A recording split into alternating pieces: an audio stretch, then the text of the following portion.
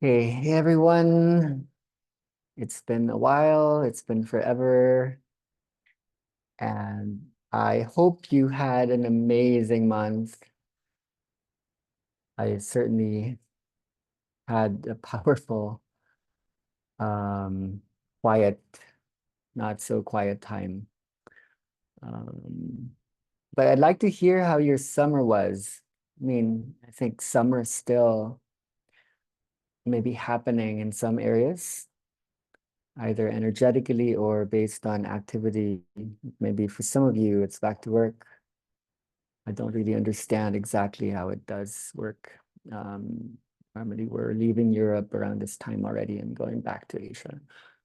How's it been? What's it been like? Slow, fast, active, passive, relaxing, intense? Could be related to the work. Did you slow down? Did you hold space? Were you the space? Um, yeah, just maybe as a way of opening. Not, we don't need to hear everyone, just anyone who might be interested in contributing some energies before we go into a big introduction to our next 3 months together. So yeah, how are you doing?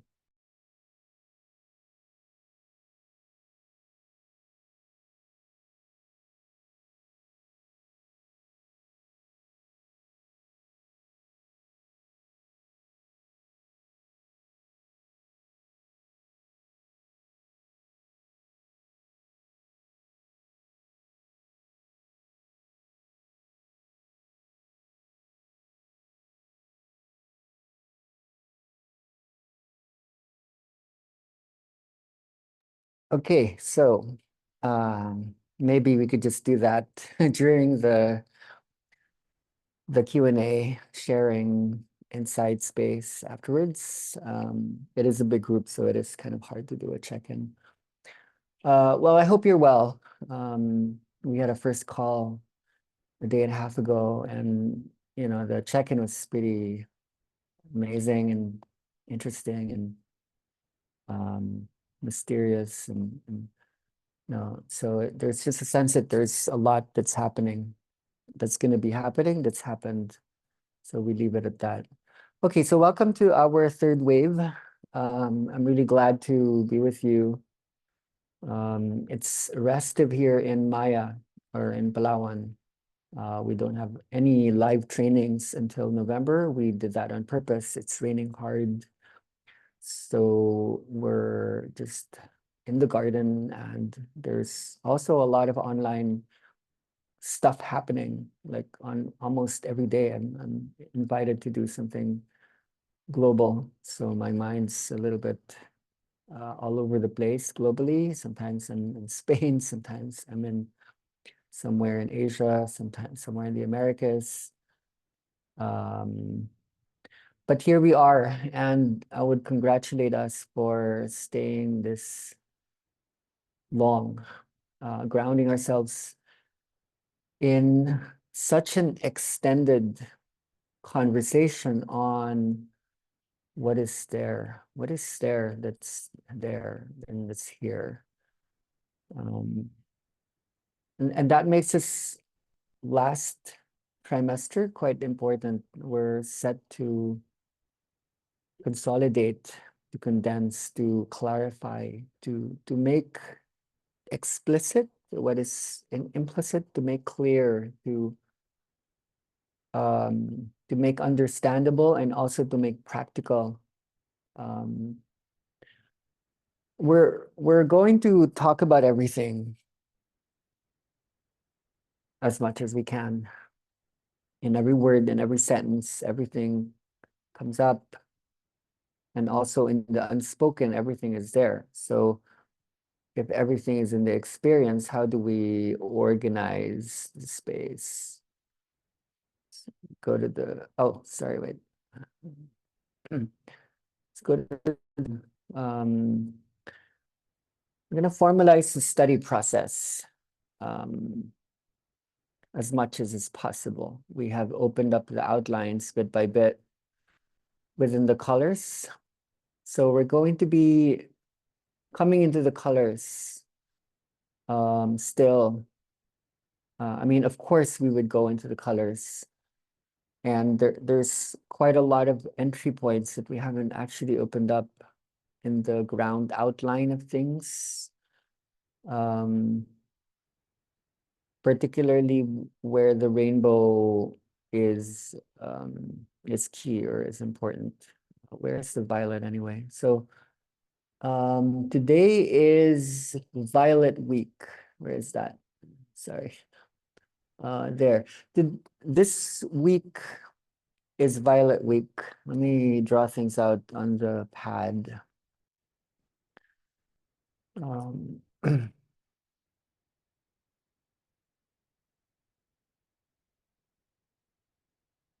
So this is the last lecture. Let's maybe initially get a sense of what is to come. So we have 3 months, yeah? And within those 3 months, we have 8 weeks where we more or less intensely gather globally. Some of the weeks are more local gatherings. So your regional coordinator, your trainer holds extra calls. But we have the 8 weeks, and more or less the mandala opens up within those 8 weeks. We have 7 of those weeks represented by a circle here. To be a circle is a week.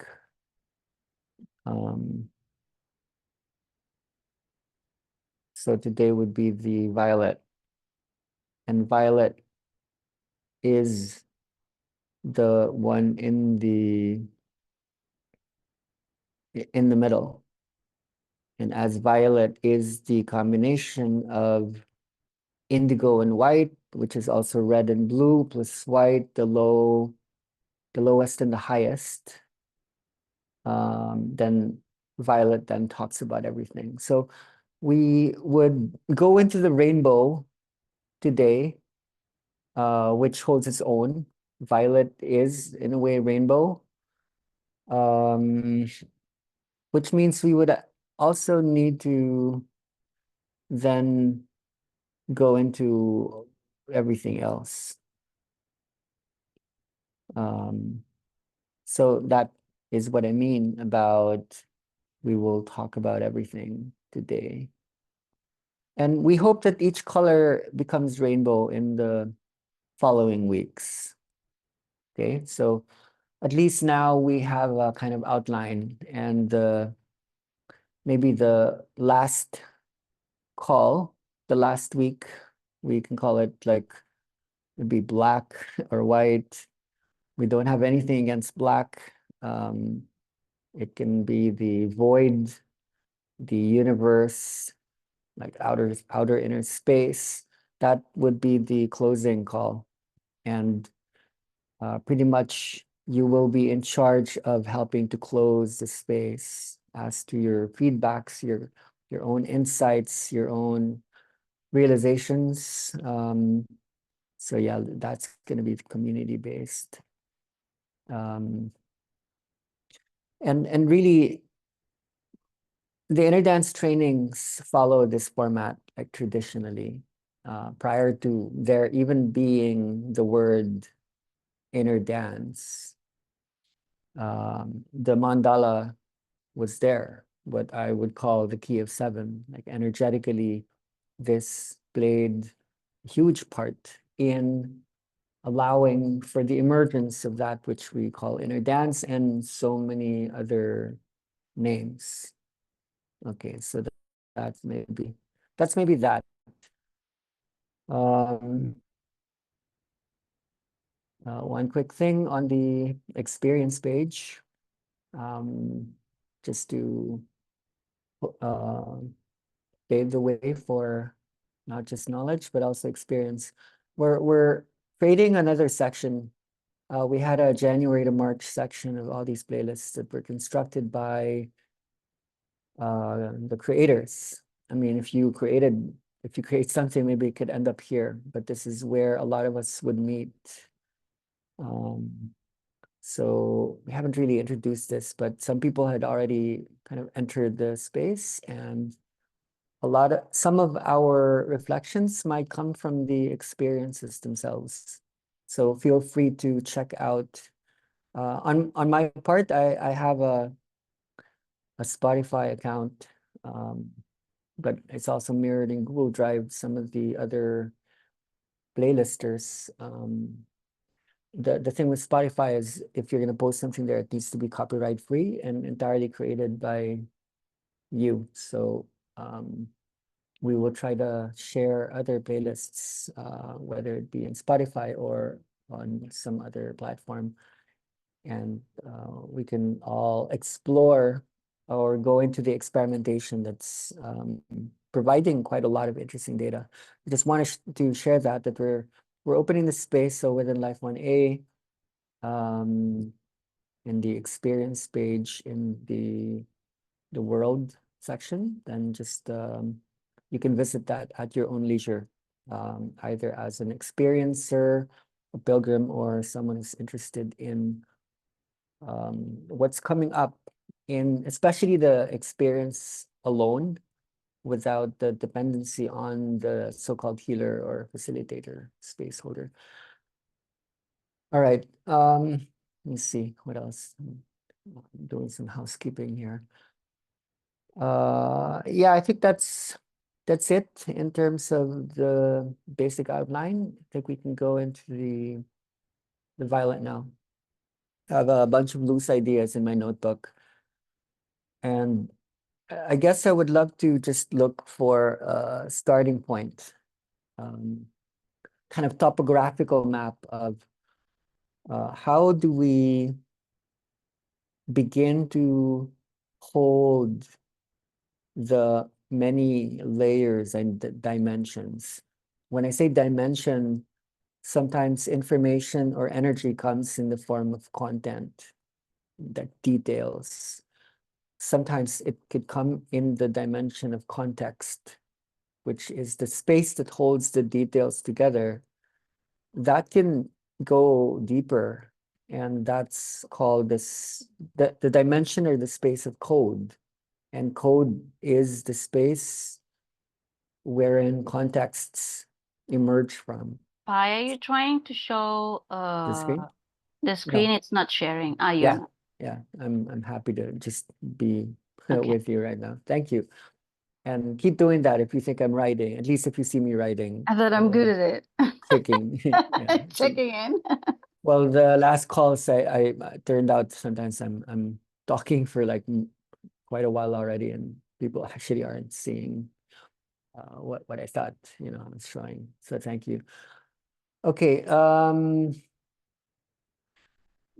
Yeah. So okay, I want to talk about the violet initially through the space of creativity and the opposite of creativity. Okay, let's clear this up. What is violet anyway? Like, what is the starting point through the energy of the violet? Like the violet is more or less like everything. Actually, maybe a better way to start is to work within the. Okay, go away, please. Let's go into the outline. I always turn to this old um, PowerPoint that I constructed in and for a training in Turkey super long ago, like 2.5 years ago. No, not 2 years ago. So this is the violet. I can start here. Each color has a philosophy, and that philosophy is very structural in nature, wherein we can study the nature of consciousness itself as it had grown in world systems. I think maybe still, wait, I'm going to be a little bit clumsy today.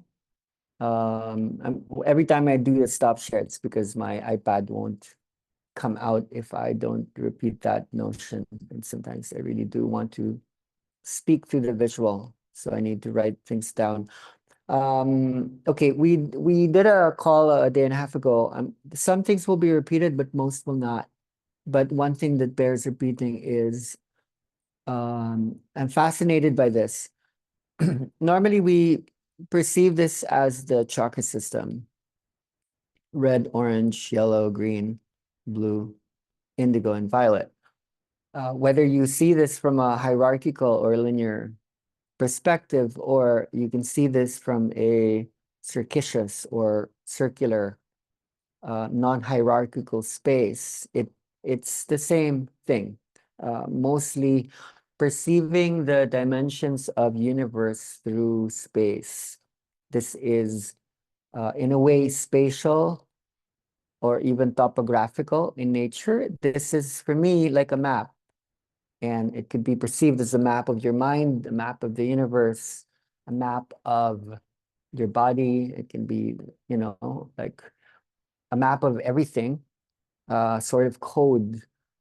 And for me, this was important in my own journey when I began to undergo a series of deaths. Every time I kept dying, this is what I could go back to, the key of seven.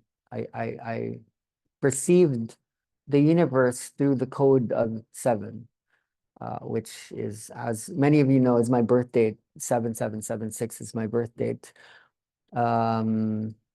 So I could basically die and collapse because I had a structure to fall into. So when I was reborn as a person again, I could anchor myself in this. And when I hear people speak, I can hear them speak colors, vibrations, frequencies, and colors, and so on and so forth. Now, for me, this is really just one aspect or one way of looking at universe, world, person, life. There needs to be that which is temporal, to contrast and complement that which is spatial. Spatial is to do with space. Temporal is to do with time.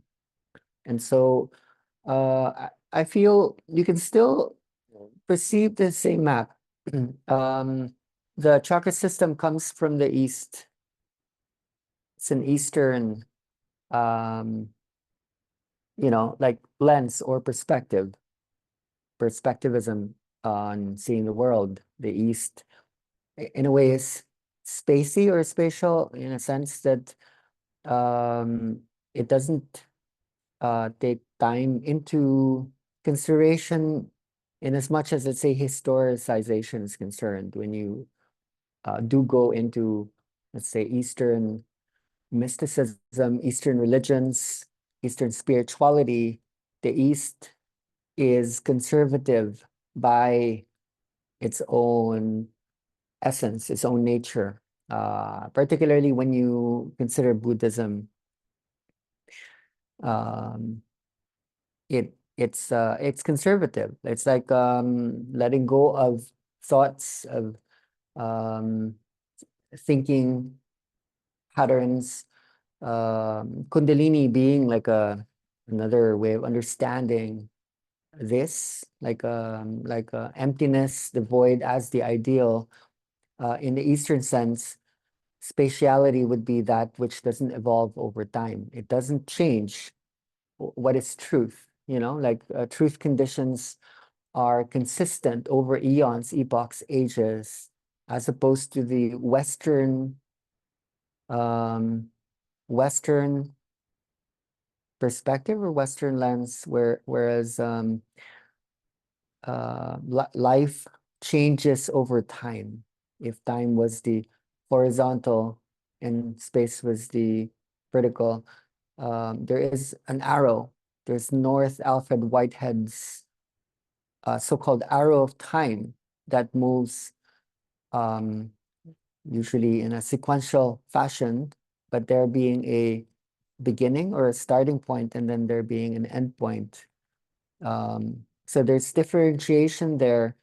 From my global experience, like in my own body and watching um, transformations take place across the world, not just energy. The West would be more akin to transformation through time, meaning in the West, historicization happens through the lens of change. Like from the beginning to the end, there are changes that take place. Now, we can perceive history from a more literal perspective, but history could be more coming from the meta.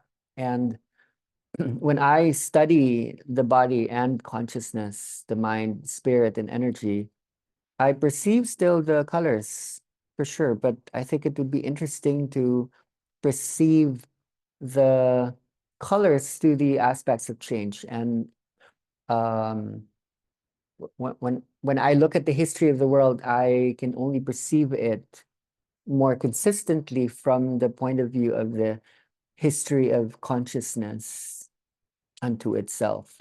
Like in a way, the world outside is the world inside. So when I perceive history, I perceive it as consciousness undergoing changes through time.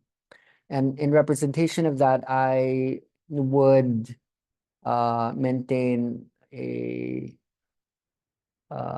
observation of the history and the dimensions of philosophy as holding parts and parcels of the changes that takes place either in the personal or in the global. um, so dimensionally, the violet would be the ontological, the indigo would be epistemological, the study of knowledge as opposed to the study of existence and being. The blue would be the study of structuralism. I don't know why it's hard to spell things when you're speaking while writing. Hermeneutics would be in the green. And we will be discussing this one color at a time. Axiology, I would, let's say, nominate, like, and any of you can deal with your own systems of interpreting the colors as you see fit. Phenomenology, I would bring into the orange, which is the philosophy of experience, deep experience. And empiricism, I think, would be interesting to put into the red, and I will speak about why that could end up there. I think there needs to be a historicization to clarify why would that be the red, which is normally a branch of science, but it could be philosophy being grounded as science, philosophy being something evidence-based, would look something like empiricism. So for me, this is East meets West. You can look at the colors without much interpretation, without much structure, where you could bring in the structure while still not losing the circular shape of what the mind and the universe might look like. I would look at it in this way. So when I conduct trainings, when I organize my own mind, I do it in this way. There are other ways of doing it, and I maybe do those things as well. But when I organize information from the point of view of, let's say, code, I work in this way. And it is possible to understand inner dance through each of these systems of interpretation. So when you do look through the website and wonder why is it organized this way? How does it organize this way? We're not here just to organize inner dance. We are perceiving or wondering, how does consciousness organize itself? As we well know, inner dance is very, very good at this organizing the space, the mental space, the physical space. But the act of disorganizing through the eyes of trust, the eyes of pure insight understands the more you disorganize, the more you are actually which is again, to reorganize means to organize once again a consciousness that might have been organized from the ground up from childhood, and then in some time in adulthood we become like a child again. So there's a a return to the organizing principle that happens in great stages or waves um, in our rhythms. You know, the play our let's say our playlist. This is our story. Sometimes things go up, and sometimes things go down.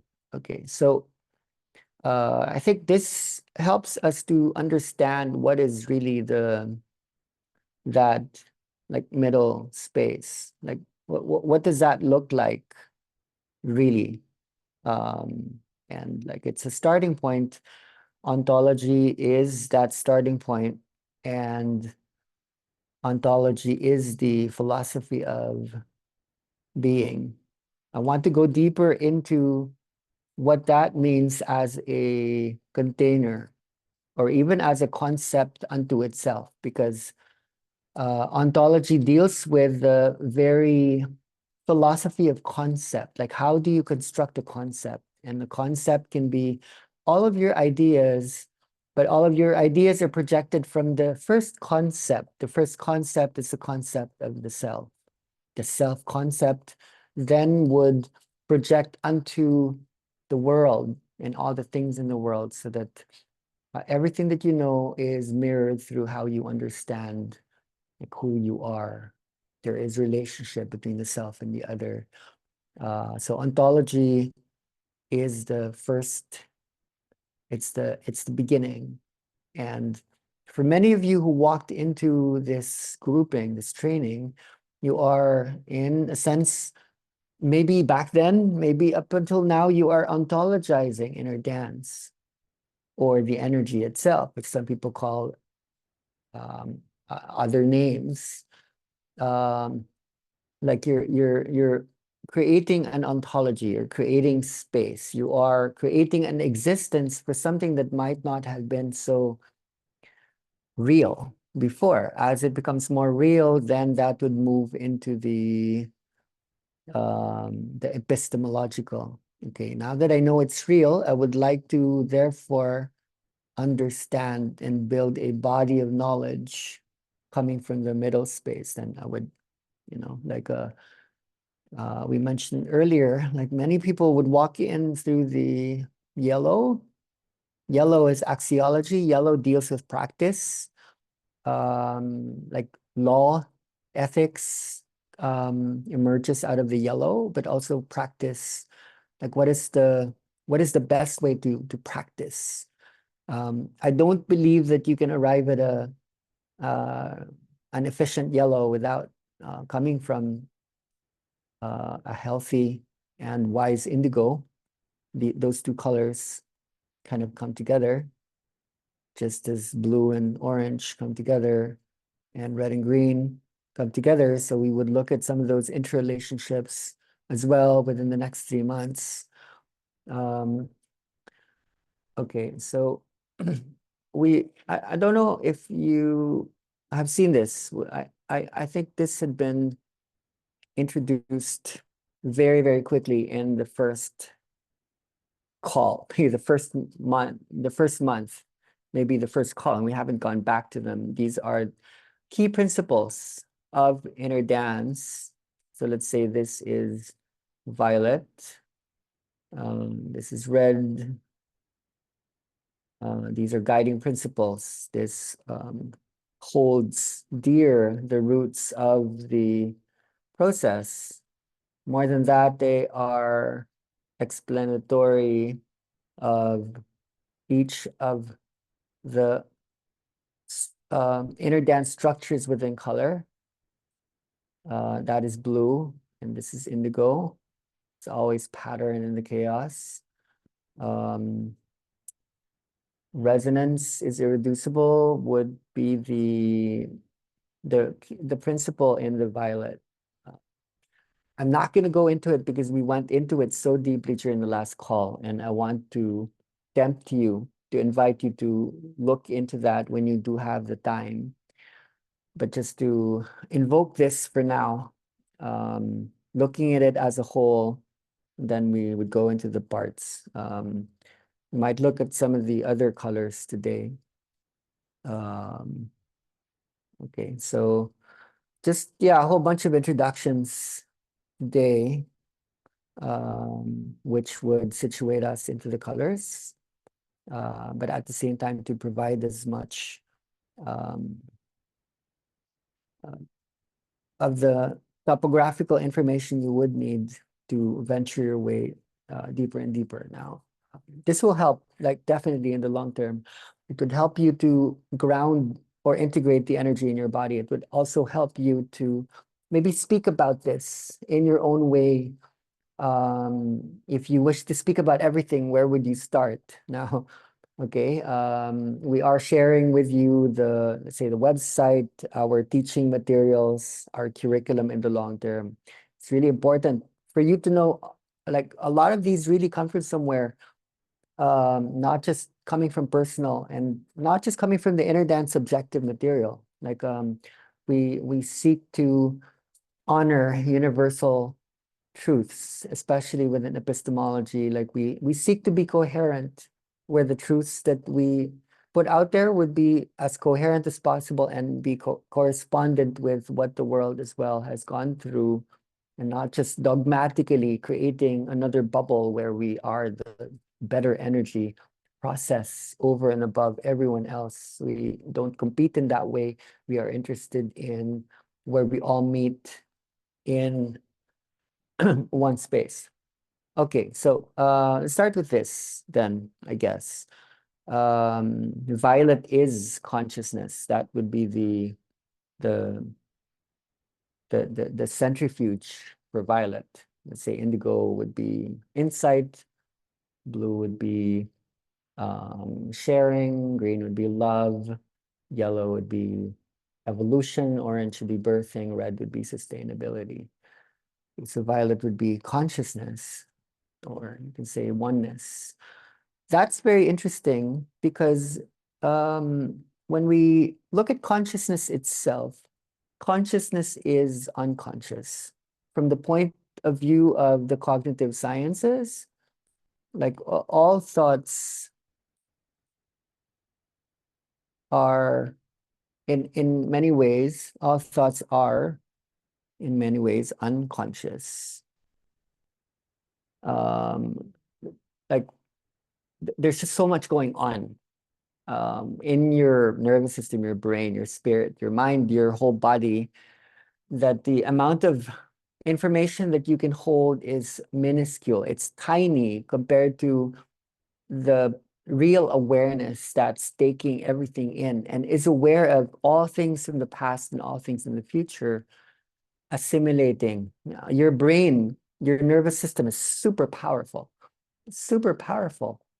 And yet, it cannot hold beyond like a small percentage what it knows. Like everything is known inside you, yet what becomes knowable happens sequentially, like one at a time. So it is interesting that consciousness unto itself is not conscious. But what happens through the spiritual experience is there is a meta cognition or a meta consciousness. So where consciousness does become conscious is it's becoming self-conscious. Consciousness is becoming self-conscious. Awareness is becoming self-aware. So consciousness must perceive its own consciousness. So that is why we are in this kind of school, this energy school. Like, what are you made of? Not just who are you? The question is, what are you? Where are you coming from? What do you look like? Right? So as a starting point, it does begin simple. In my own experience, I became like a powerful being. I became the source. If I didn't call it that when I was energy and I wasn't human, I wasn't reborn yet as a human. I was just coming from my experience from the island. In solitude, I was light. I perceived that I was light. I didn't have a name. I had to go back to the world of naming, conceptualizing, categorizing.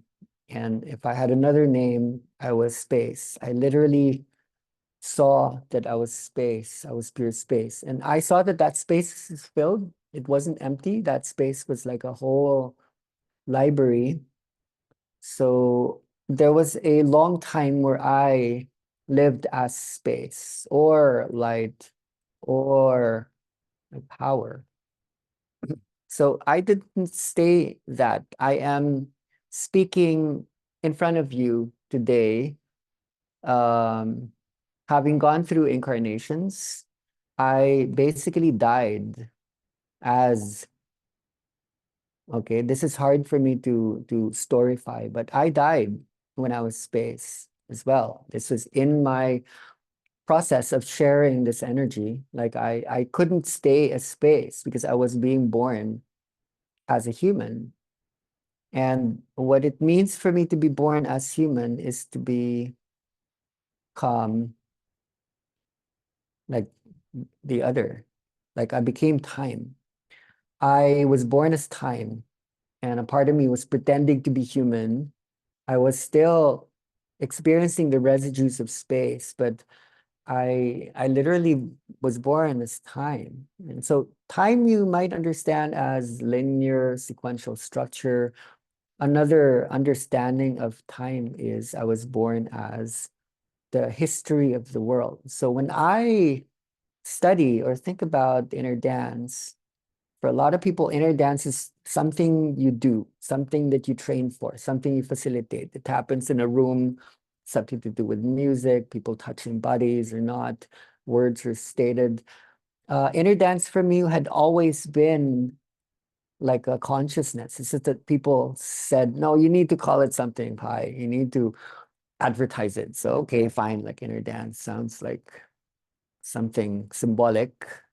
And we will speak about those symbols today. So inner dance for me was a consciousness. And to describe that consciousness, it was history looking at itself structurally. I became the history of the world. And that which was looking at that history was unto itself space.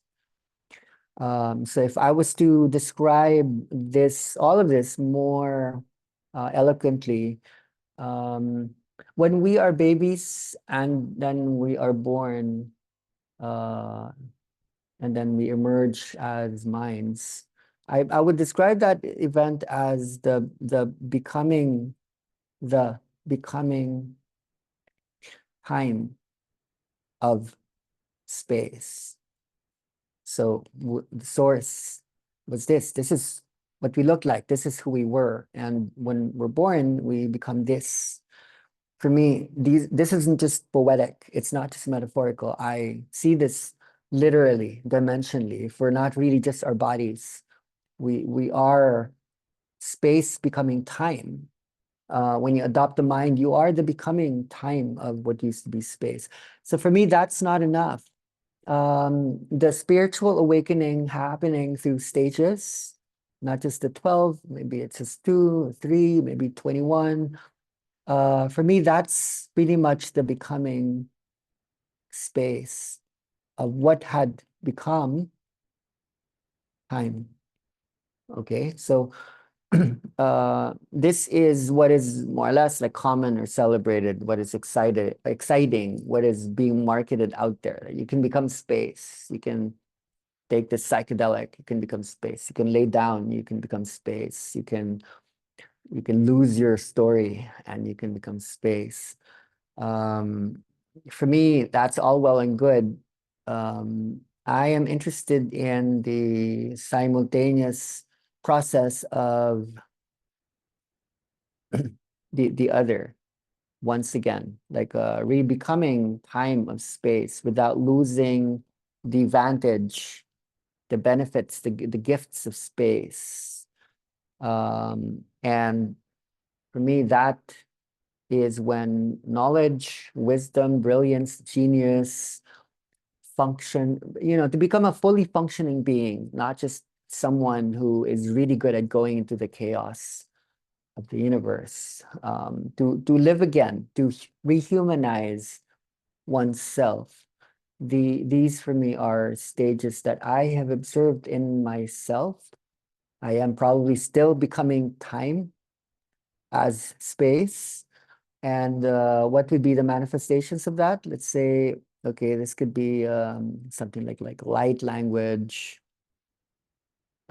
aphasia, the body as wisdom that doesn't express through words, understanding what words as technology had brought upon the world, and that's very much a violet, sometimes blue, sometimes indigo conversation. I would like to bring it up in violet. Um, and when you rediscover language, language is code, language as a system of organizing, um, particularly like dimensions, dimensionality, uh, like like organizing not content, not context, but code. Um, this is what facilitators do. These are people creating playlists. This is what they do. Holding bodies. This is what we do. We are somehow re-languaging the world in accordance to what dimension we are entering. And it's important to understand what those dimensions are. So we will go into that as well today.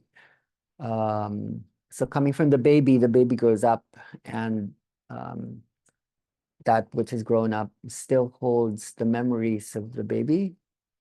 I think it's important to be all of these stages, but many people do walk into the room in transition from here to here. This is a lot more rare, and this is where inner dance is at globally right now, because we have seen like so much of this again and again. I was just so exposed to babies, like cosmic babies. Um, something had to grow up, and it's not me per se, it's human consciousness, it's world consciousness, the universe within human, which is all of what is in the universe, not just the human.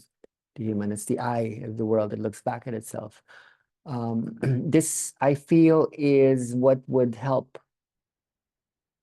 I mean, this is maybe not as possible without this, but I feel that this is what is going to help amidst the turbulence where already there is so much becoming space of time. It's a trajectory, but were we to anchor or hold that. Um, so this is where the mandala has really, really helped me. This is what I want to point out. Like when I destroyed, deconstructed, when I kept dying like 1,000 deaths, this is what I held on to. Like this for me spoke loads of wisdom. For me, this is not seven circles. This speaks about the, sorry, 1, 2, 3, 4, 5, 6, 7. This spoke about the history of the world. Like I perceived the connections between all of the concepts are converging here. They weren't just circles, there were relationships there that could keep extending into so many contexts. So I basically I could destroy everything. I literally disorganized all of it. That and in the disorganization, I was seeing the organization happening. There was so much learning happening in the unlearning. Okay. Oops, sorry. All right, so let's move on. That's it's called the seed of life, yeah. Um, Okay, let's go back maybe to the website.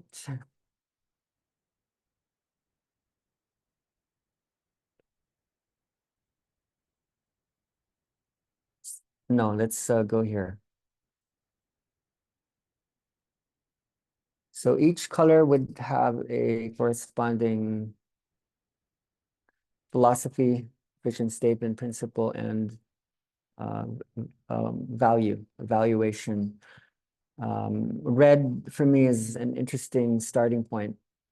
And I've mentioned this word, empiricism. Um, I'd like to start with that. Empiricism is not just a scientific method, it's also a historical understanding of life or of the world.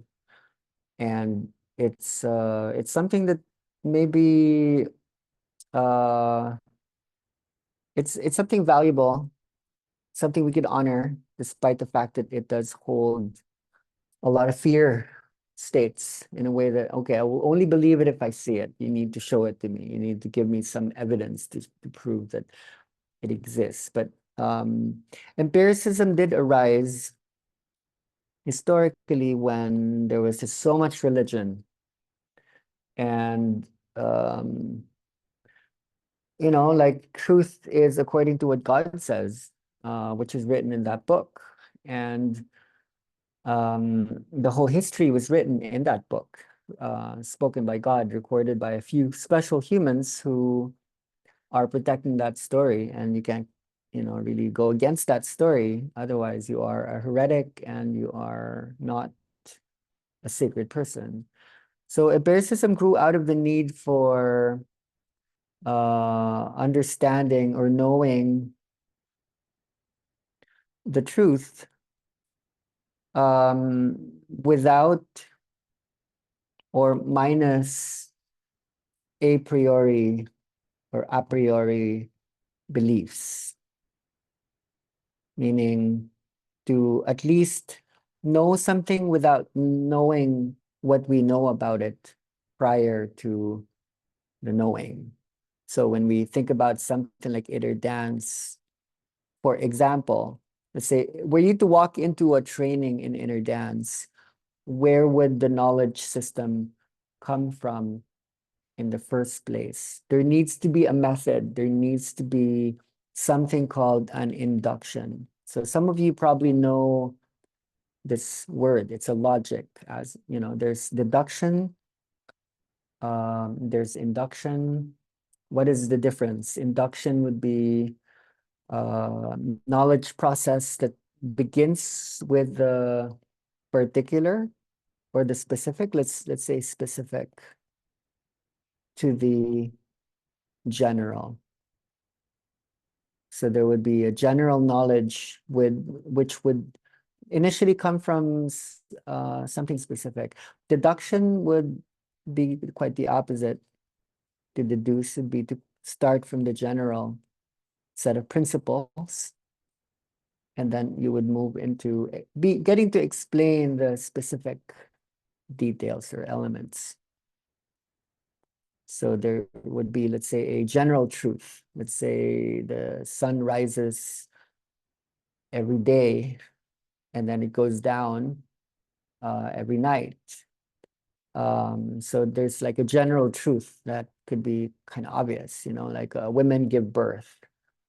That's general. So that means that maybe Lisa or Marie or um,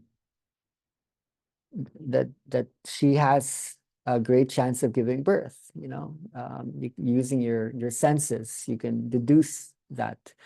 So when we try to understand inner dance in the beginning, let's say in the first years, there were not really consistent general principles to hold possible specificities. Like there had to be an induction process. So that could be like that could be an aspect of ontologizing something that we didn't know was there. So specific observations, specific ideas, observing what is happening, let's say, in the mind or in the body as the energy is taking place, even though the energy might have been quite clear already in what it is, to allow this to become a methodology, a therapy, something consistent, something even what you might call a science. Observing what is happening here would then lead to, okay, so let's say there's sometimes something that goes up and goes down. Later on, you can come up with a general principle based on, let's say, the simultaneous coactivation of the sympathetic and the parasympathetic elements of the autonomic nervous system. And then there could be other generalizations in terms of that which goes up and down has a certain pattern that seems to mimic the circadian rhythms. So that would need to start from an induction, and then we move into a general principle. So that later on, thank you for the years of observation and practice. We now have the general principles that could lead to um, maybe interpreting specific things happening to participants in your space, or you yourself as a participant, like what's happening in your own body. So this is what empiricism does. It's a rigorous examination, a more methodological system that arrives at knowledge through historical evidence, verified by references, not just what you observed, but let's say what you might think about might have been observed millions or thousands, or hundreds of thousands of times elsewhere. You would then check in for that to become later on a possible universal. There would need to be like, what level of observation are we bringing in? That's empiricism. Now, something empiricism did bring about is the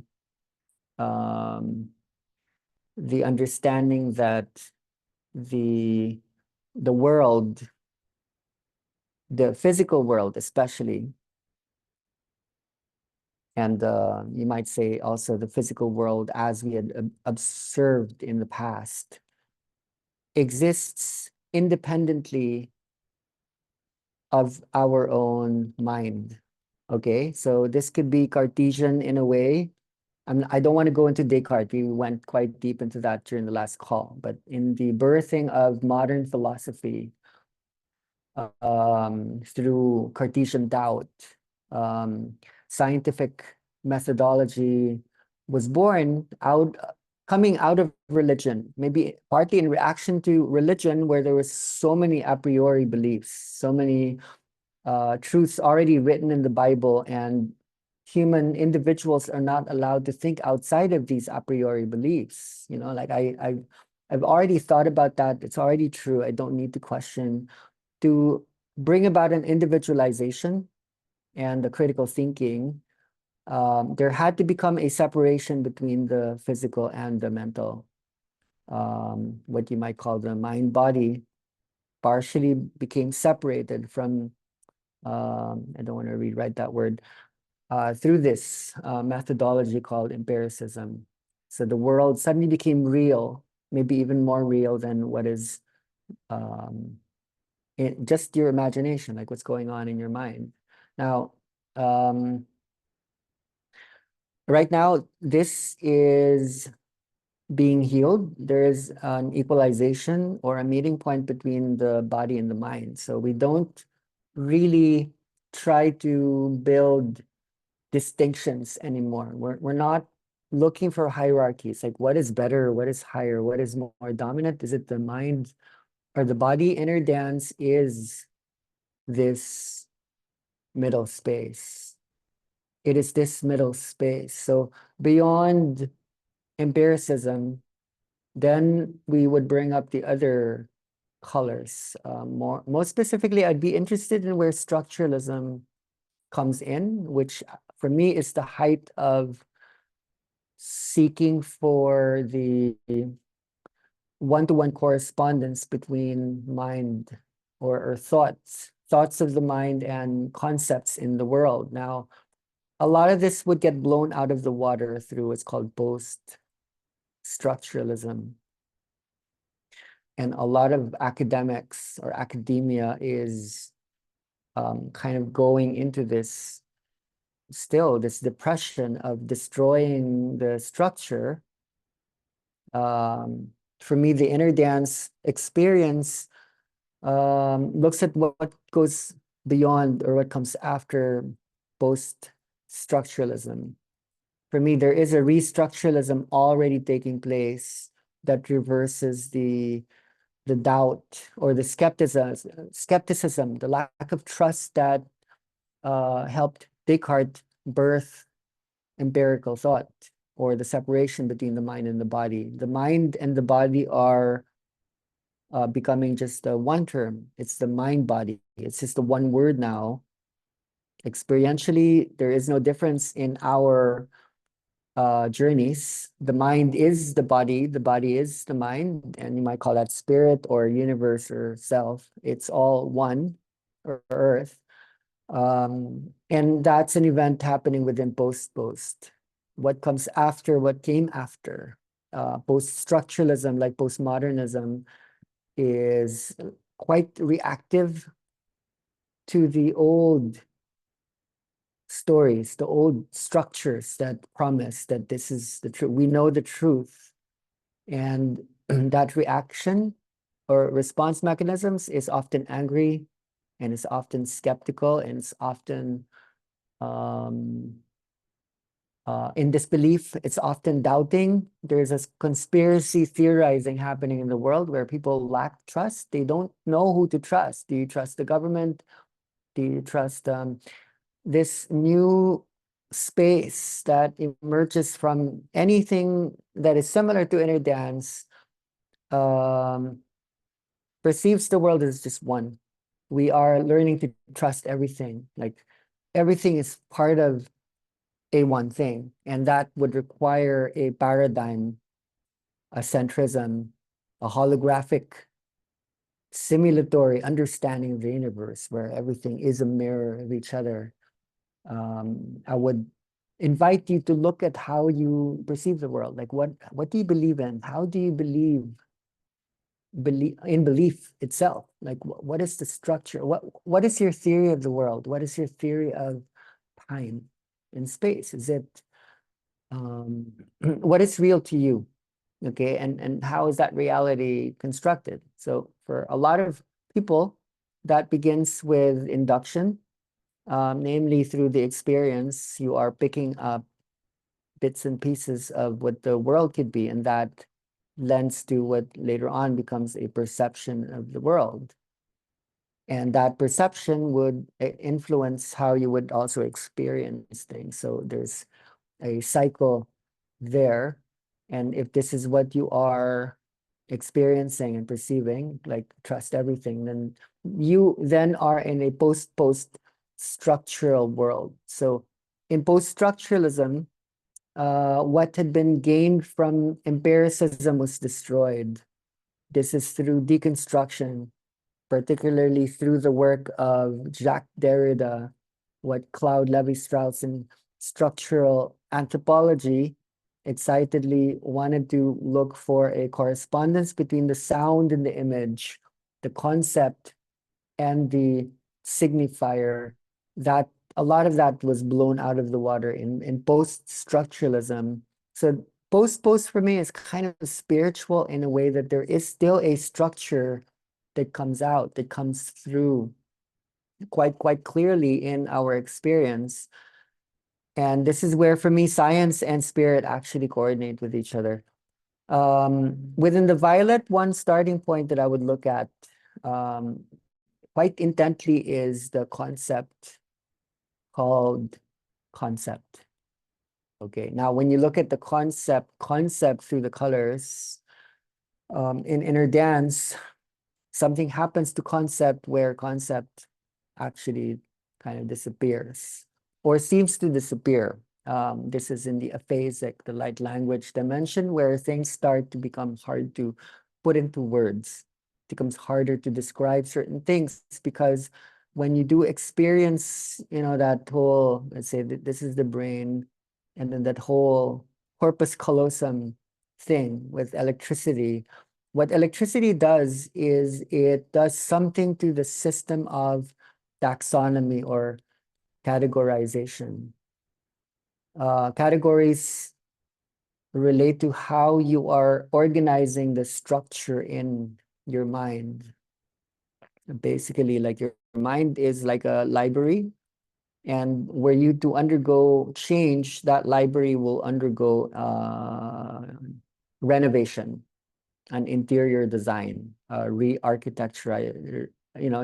You hire an architect to call the universe or God or goddess, and then okay, I think I need more books. I think I need to reorganize. It's kind of messy, and the books were organized by my parents, by my culture, by the things that I saw in media. I want a new library.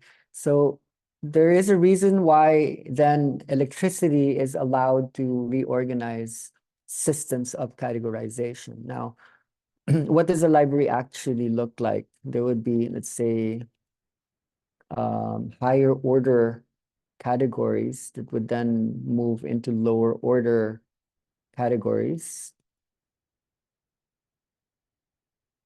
Let's say, let me just copy so that I don't need to. How do you paste again? I don't know. So, never mind.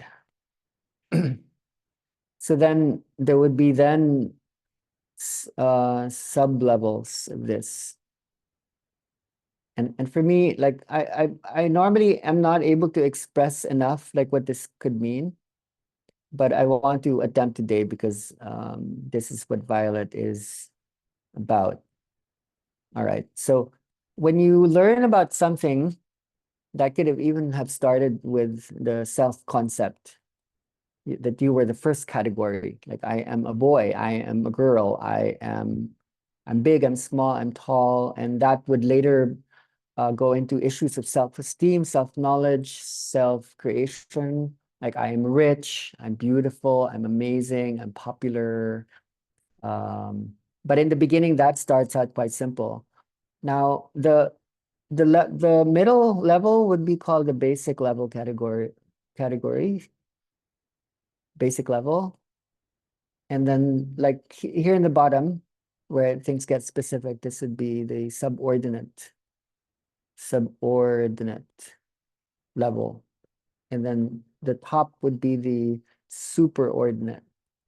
Okay, just stay with me because I'm going to go a little bit technical and deep here. And I hope to make this practical in inner dance process, particularly in how we conduct playlisting and space holding in general. Now, basic level categories would be the concepts that are most easy, least taxing to imagine. So for example, a basic level category would be like a car. Like you can image a car as opposed to when I say vehicle, you probably would have a harder time imagining translating vehicle because there are different categories for vehicle. If I say God, God is the superordinate category. Maybe have an image of God, but when you really try to imagine what God is, God as the category of all categories, it's hard to really have an image of what that signified would look like as a signifier. Subordinate would be like a sports car, station wagon. It could be like a coupe. It could be like a convertible, and so on and so forth. So one of the reasons why I'm bringing this up is because your body and mind deals with these various levels of categorization. Your mind deals more with one type, and your body would deal with one type.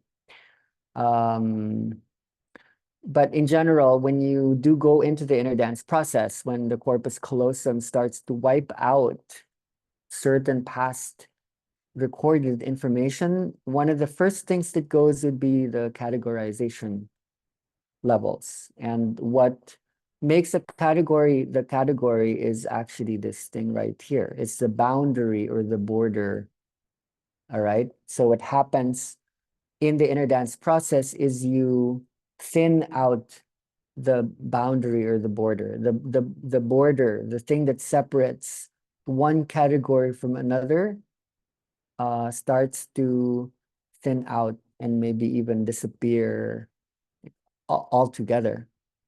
So beginning with the self as category, even the self becomes not clear. Like the self becomes the other. The self becomes, so there are categories in the mind. You call that the symbolic boundaries or the boundaries of the mind. And in some ways, let's say spiritual new age thinking would experience, let's say this is a category and then this is like another category.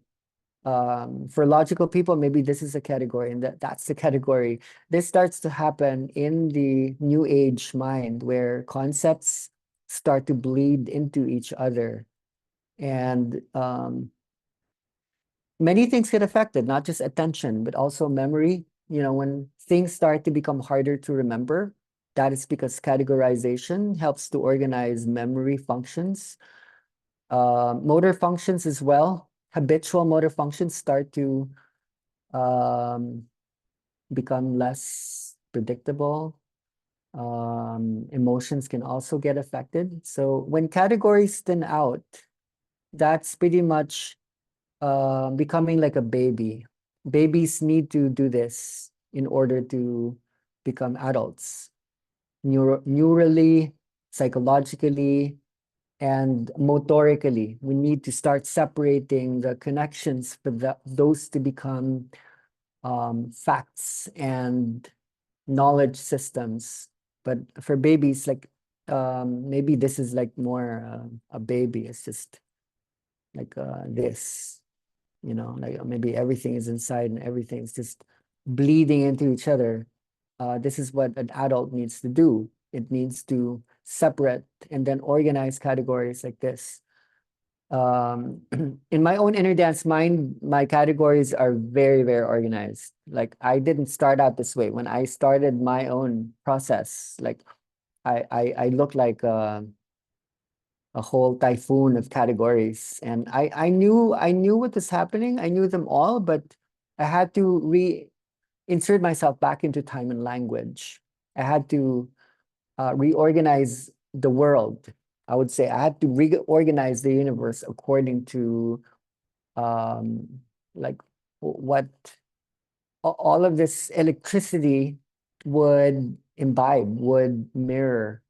Um, and I had to do it like day by day, like sleepless nights. Um, so I do know where my boxes are, and there are boxes inside those boxes, and there are boxes inside the boxes that are inside the boxes. But in the stage of the becoming space of time, then this is what a baby looks like, and this is what an awakening person would look like. So we would be interested in bringing ourselves into this. And for me, that's why we would train, not just to hold space for people, but later on to train is to give information to people who are wondering, who have questions. And in the space of conversation, sharing, there is a structuralism that does take place. And this is what structuralism does look like. In a way, maybe if I could invert this picture, that's also what it could look like. I don't have the creative means to do that right now. So it's just interesting to state that this was an inner dance initially destroys and then starts to um, like reorganize. So something is happening, something's happening now, something strange and weird. And it's happening through the explosion of what we might call media. For me, media is dimension. I'm not just looking at social media and the internet. For me, I'm looking at mental and spiritual dimensions. I want to reread some more that I read to you in a previous Zoom call, and it's by Marshall McLuhan. After 3,000 years of explosion by means of fragmentary and mechanical technologies, the Western world is imploding. During the mechanical ages, we had extended our bodies in space. Today, after more than a century of electric technology, we have extended our central nervous system in a global embrace, abolishing both space and time as far as our planet is concerned. Yeah. So something is happening in the mind of the world. Okay, you can say, okay, something's happening in the world, but it's the world has a mind, and that mind is undergoing transformation. So were we to look at the system of taxonomy or categorization in the world, this looks different. Now, I want to bring in the role of inner dance. Like, what is inner dance doing in that? This is a universe. So let's say the universe is organized in this way. How does inner dance reshape or reformulate that universe? Where does it come in? Now, for many, the experience of inner dance is the return to the body. But then the body is a body mind. The body is aware. The body is actually a lot more aware than the mind. So when the body awareness comes into play, the body as the what is embodied, the body as the universe body. In inner dance, we do return to the body because what is embedded is there. I think it's really interesting to look at the concept of memory, that when you spell memory in this way, mori is death. And so the more you remember, the less that you do. The more you forget, the more you actually remember. And what you remember is the true nature of you, which is the me. When you return into the body through inner dance, um, something is happening to the extended brain. I think it is interesting to understand McLuhan's formulation of the brain, like the world or the earth is becoming, according to him, a central nervous system because of our access to electricity and light. He called it electric technology. And I want to understand inner dance as a technology that harnesses electricity. So you can go beyond what television and the internet brings about. It's a lot more electricity that is being accessed compared to the technology that had already made the earth a central nervous system. So in other words, the earth is becoming one body through electricity. Like central nervous system has pathways that's electric in nature. And if you harness the electricity in the world, that would entail that the earth is going to become like a brain or like a central nervous system. So in the offing, like what inner dance initially does is to help us to go back to, oh, why would I retype that? To help us go back to the body. But what does that mean? What does that even mean? This is where the word dance becomes prominent. Why does the body move? And when the body moves, like who is moving? Like who is the movement? Who is the dancer from within? Okay, now what psychology is learning, and also through neurology is learning more and more, is that the mind actually thinks through movement. And that is the nature body wisdom unto itself. Like the body learns to conceptualize initially through the way we move across space. And when we learn to sequence the information that is spread across space, that becomes time. That is how we are birthed as time. Like body deals with space, mind deals with time. They could almost be synonymous. What is mind? Mind is time. It's a sequential thinking process that is aware only through stories. Body is non-sequential, it's pure simultaneity. So body is space. So body mind is space time. And what mediates that, this space in between, is inner dance. And that is then literal. The word dance then hides the truth. The way the body has moved across the space historically since the very starting point. The moment it got here, the moment it moved across the space, that is how knowledge occurred. Yes. And that is why we are going back to the dance. That is why we are asking the mind to go back to the primordial movement that situates the true nature of what would eventually be the new knowledge systems. We would arrive at a meta consciousness through, I would say, this in general. Let's look for another starting point. Like, how does a baby perceive the world? All right, a baby is actually born with topographical and spatial maps already. Like a baby has a mind already that's potential in nature, meaning like it has all the possible connections that could lead to all sorts of genius, alien genius levels. It's just that they haven't been actualized yet. The baby is pure potential, and the adult is actualized, meaning there are already patterns that's, I would say, not exactly potent, right?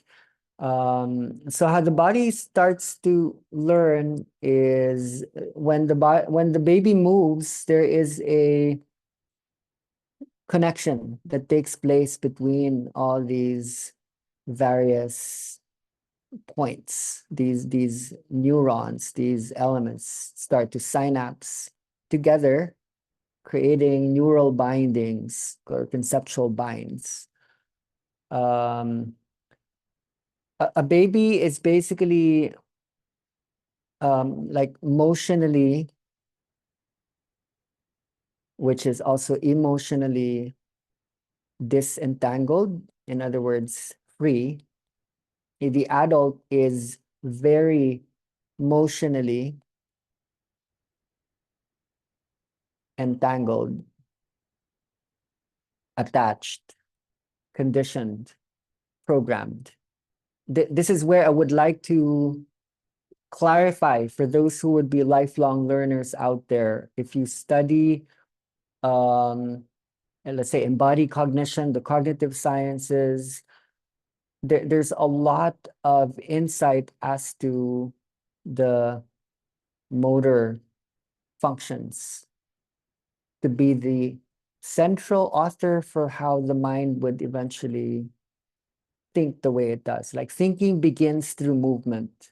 How the baby initially moved, then established the possible, connections or potencies that later would become entangled. So an adult is emotionally entangled, and the act of awakening is to become disentangled. So when people do start to speak and move like babies in the process, there is a disentangling of attachments. And these are attachments that were formulated neurologically through Hebbian learning, through spike time dependent plasticity. That may explain how that works. Okay, these are neurons and these are synapses.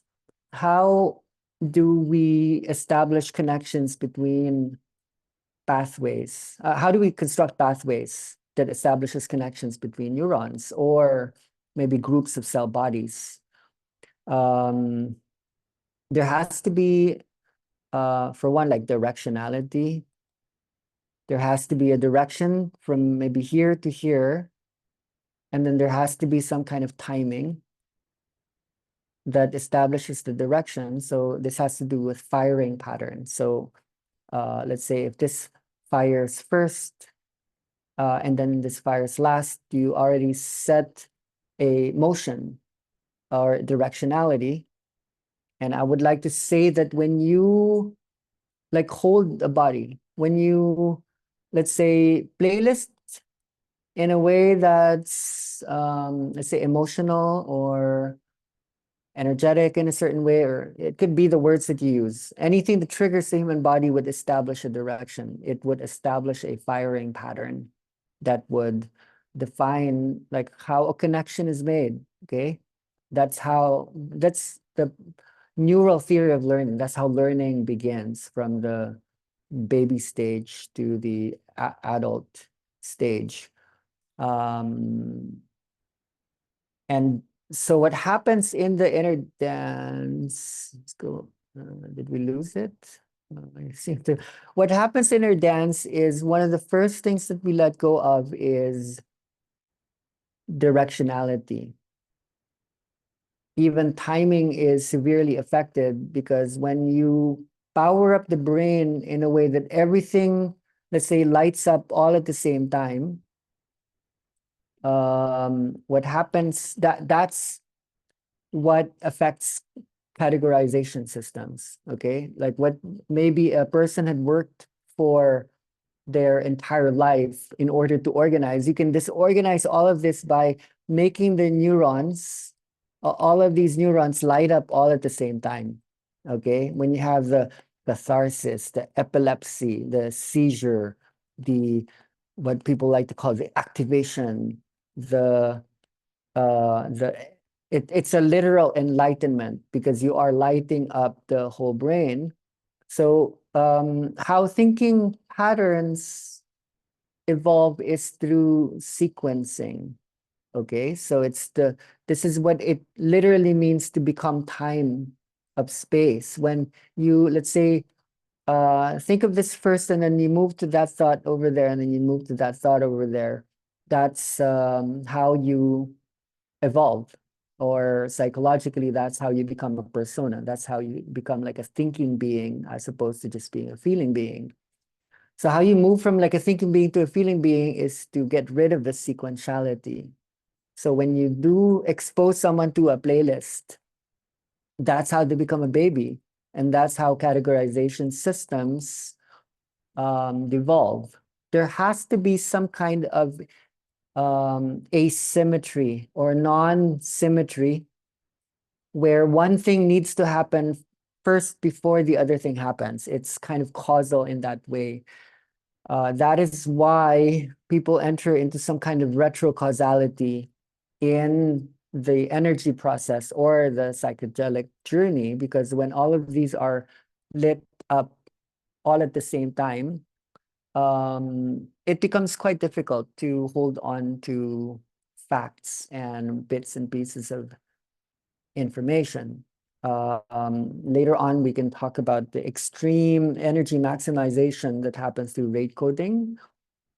These are much too technical to bring up, but the brain and the nervous system tries to rhythmize or to hold some kind of rhythm or constant rhythm every day that it can hold on to. And when we wish to break the ego or life patterns, we are temporally like taking the rhythm away.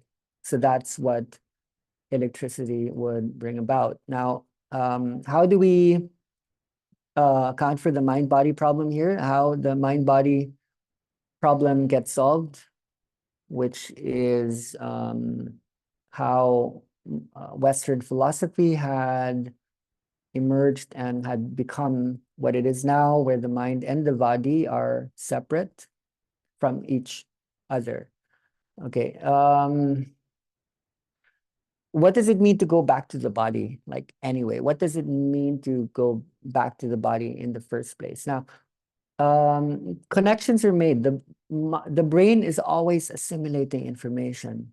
And it's doing that through the process of metaphor. Like I like to spell metaphor as what is meta. What is metaphor anyway? Meta is like the dimension that holds all the dimensions together. No, let's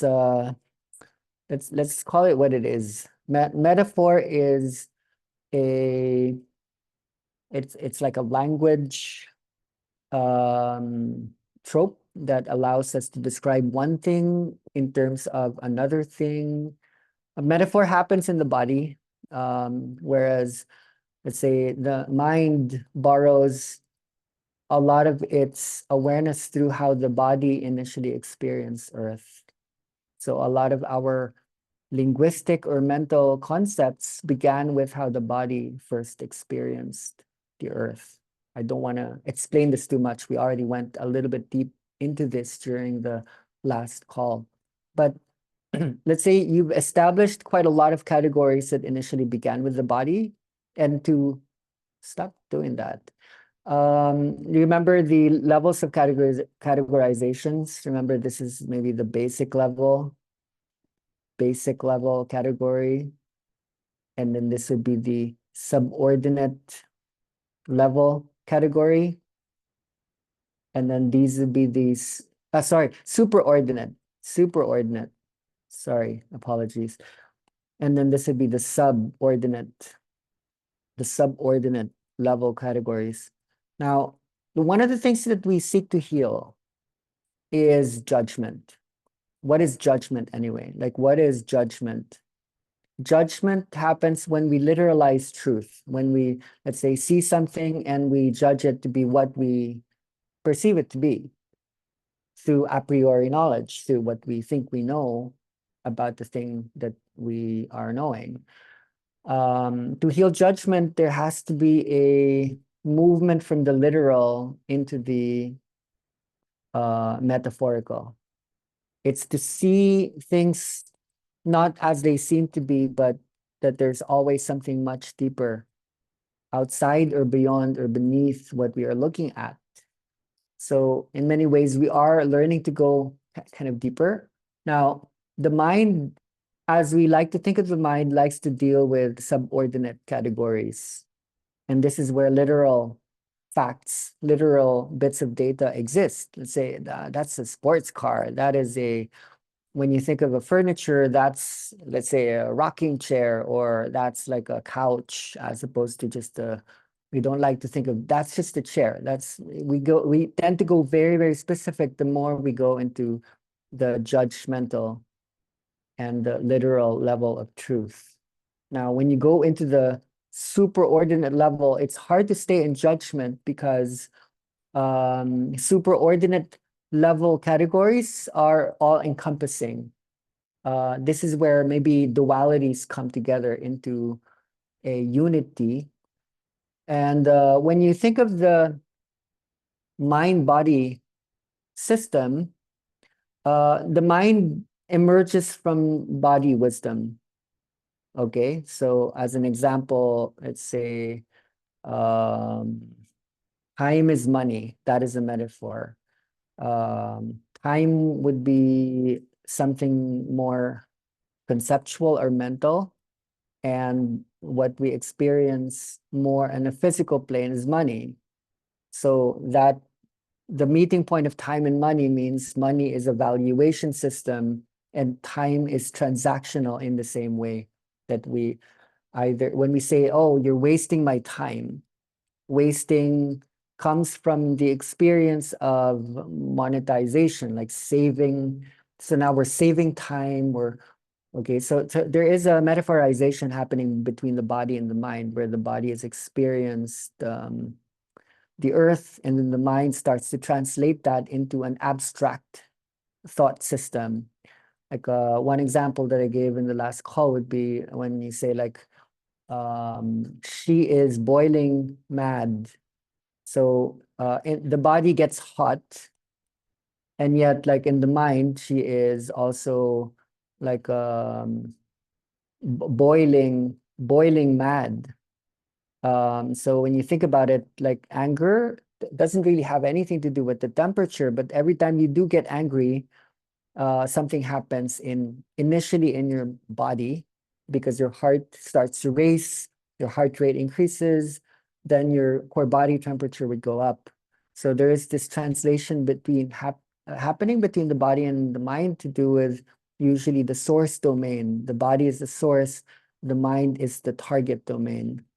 So to go back to the body then has something to do with this. That if you want to change the mind, yeah, I want to change the mind, you actually need to also change your body because what was happening in the mind initially got formulated or programmed like in the body.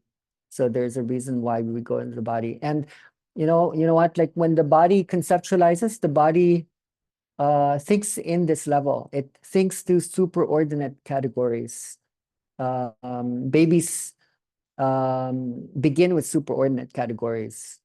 And if you were to retrain your body, you can't go here. You can't go into the judgmental levels. So when you start to playlist and hold this space, you want to communicate through here. And one of the easiest ways to do that is to deal with waves.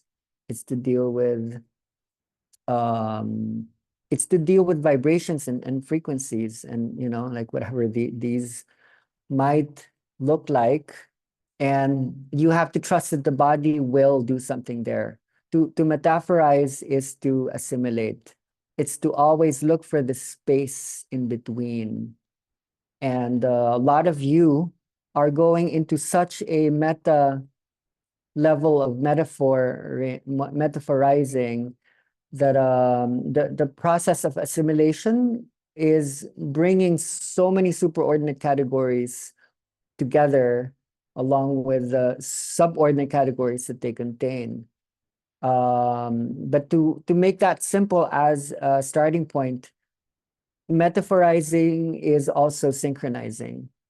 Metaphorizing deals with resonance, meaning there has to be a resonance between one dimension and then another dimension.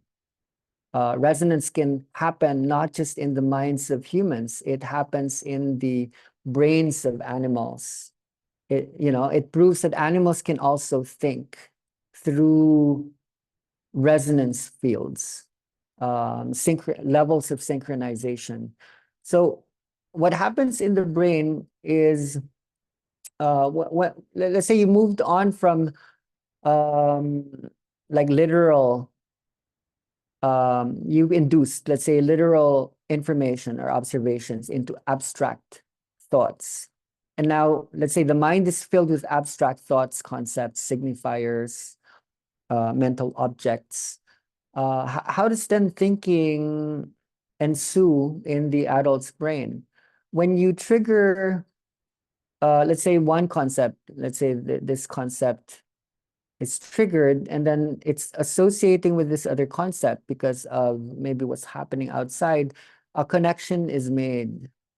A connection is made. So let's say there's a region in the brain that like activates time or in accordance to time, activates with time. And let's say there's a part of your brain that activates with money. Every time you activate the region that is to do with time and then the region that is to do with money, then you strengthen those connections. This is how you had strengthened the connections in your mind, that every time you light up certain bits of information like simultaneously with another, and partially like directionally, you strengthen the connection. So one way in which we heal people is to destroy some of the connections.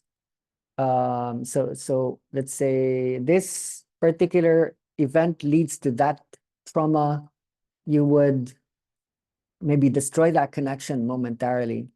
And then you would construct new bits of information. So when you're playlisting, for example, when you choose a particular song, or let's say within that song, let's say the song's superordinate, and then within a song you have certain words or even vibrations.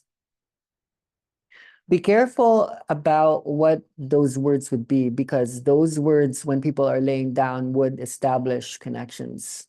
It would metaphorize, it would establish linkages between each other. It would, there would be spike time dependent plasticity at work, and there would be long-term potentiation every time you strengthen a connection. So the more people get used to certain words, that could be a really good connection, certain things that they need to learn. So that's going to be dependent on your creativity.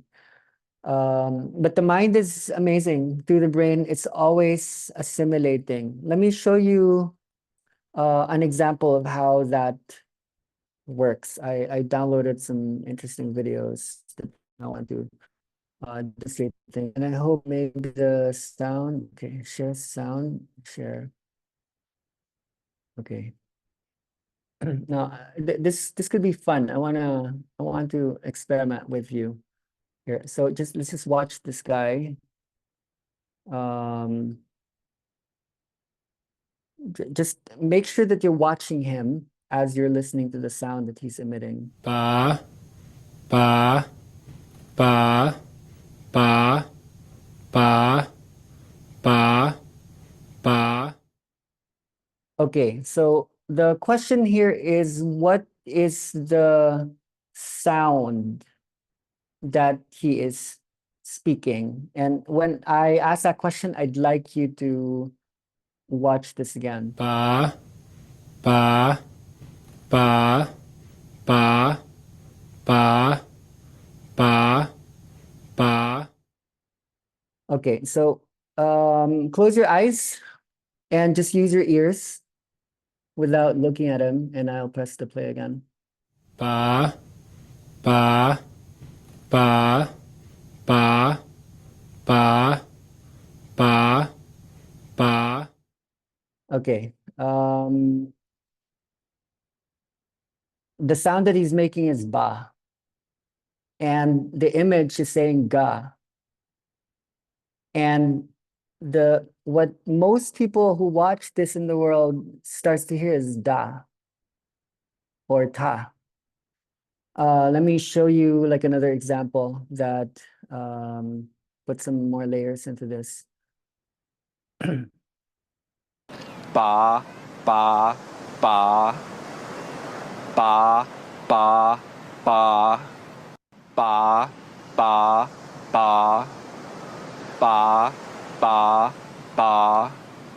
Okay, so notice how the sound changed, even though it did not change, but because the image changed, you then hear something else entirely, and your brain is assimilating this automatically. Ba, ba, ba, ba, ba, ba.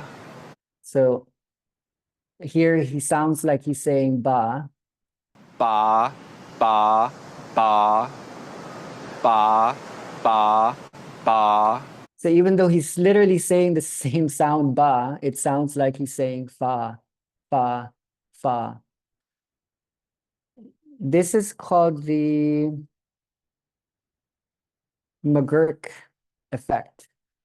And it is one of the more powerful demonstrations of how the brain assimilates bits of information.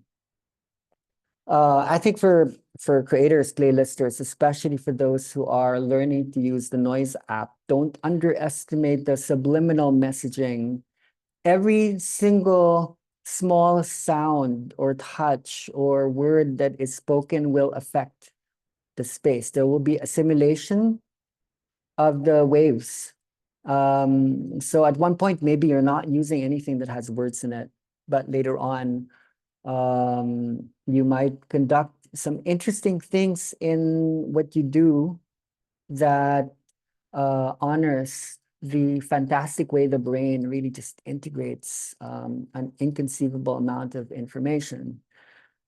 Let me see, sharing sound. So yeah, let's see. So when I construct a playlist, This is one example. This is something that I've been working on just today. I had posted this. It should be out in Spotify tomorrow. I normally begin with the instruments or the waves. Maybe it sounds, I don't know if the sound's coming out.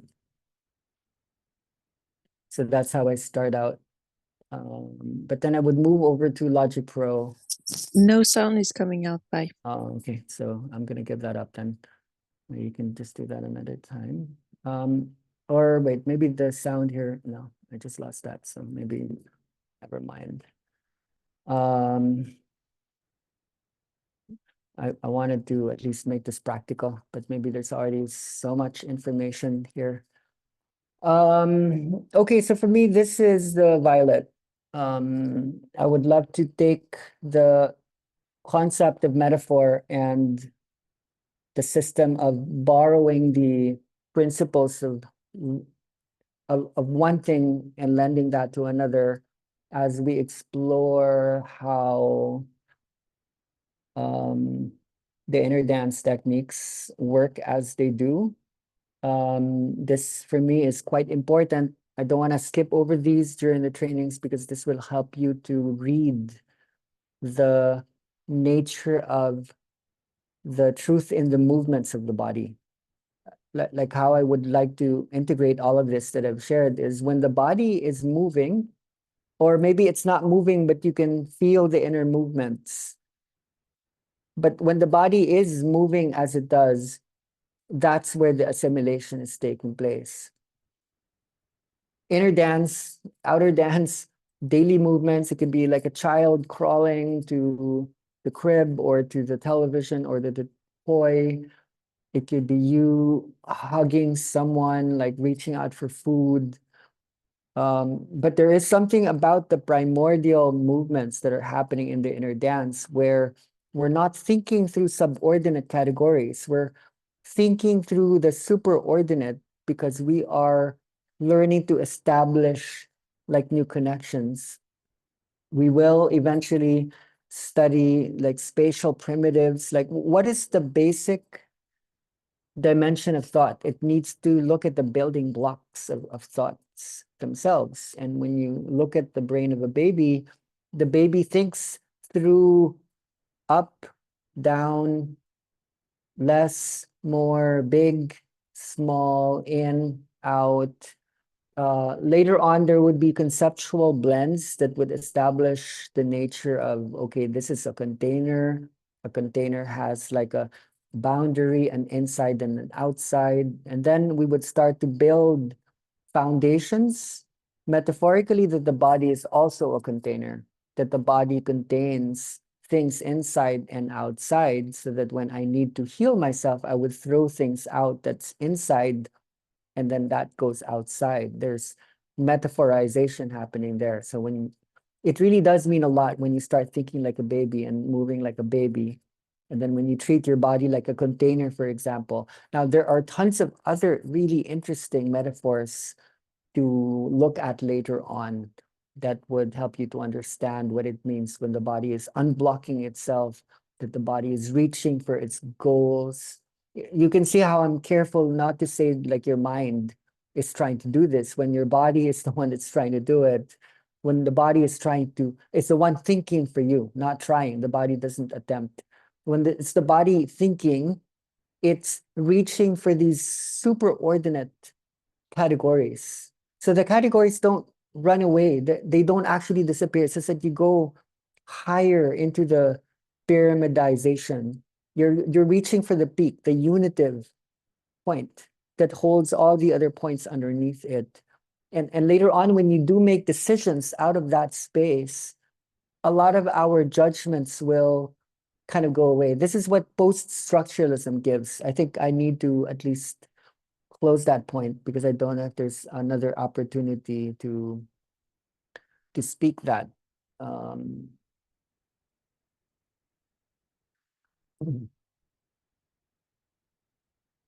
Okay, so structuralism has many possible meanings, but one of the meanings is that there is a relationship between the signified and the signifier.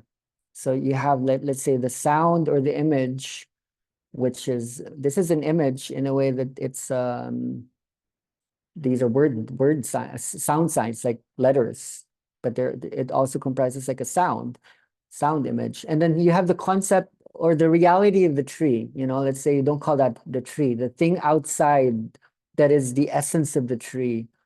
In structuralism, there is a one-to-one correspondence between the signifier and the signified, the sound image and the concept. Now, how that became post-structural is basically we destroyed the one-to-one correspondence. I think this can be best explained from like a spiritual space. Like let's say we often would talk about the baby. When you utter the word baby, the baby could mean the baby, but energetically you also invoke everything that is not baby. It could be like the adult, it could be, let's say, a monster, an alien, it could be like a gun, like World War III. Post-structuralism had devolved linguistic understanding to the point that there actually is no one-to-one correspondence between the word or the sound or the meanings it conveys. Like somehow we we we honor the thing that it is not what it is. Like to define something, it also needs to acknowledge what it is not. And this is somehow where we are at, that we have become so judgmental and literal and visual beings that when we look at something, it is what it is. And one of the biggest experiences in air dance of closing the eyes and laying down is we realize the thing that we're looking at is not what it is. And when we acknowledge that it is also what it is not, then we go into a much higher, and you can see what happens the moment I say higher. I'm already creating a distinction. I'm already pushing away what is lower, and energetically, I actually make it exist even more. I bring it into greater existence through the resistances that happens through the making of distinctions. It doesn't mean that we get rid of language. It doesn't mean that we move away from definitions of specificities of making explicit what is implicit. It's just that there's something exhausted in us that's not able to not assimilate the much bigger picture, because energetically we're already resonating on that level. We're already, even on a scientific level, seeing the paradox, the opposing forces like coming together. And this really helps to like frame the true methodologies and the mechanisms in our dance.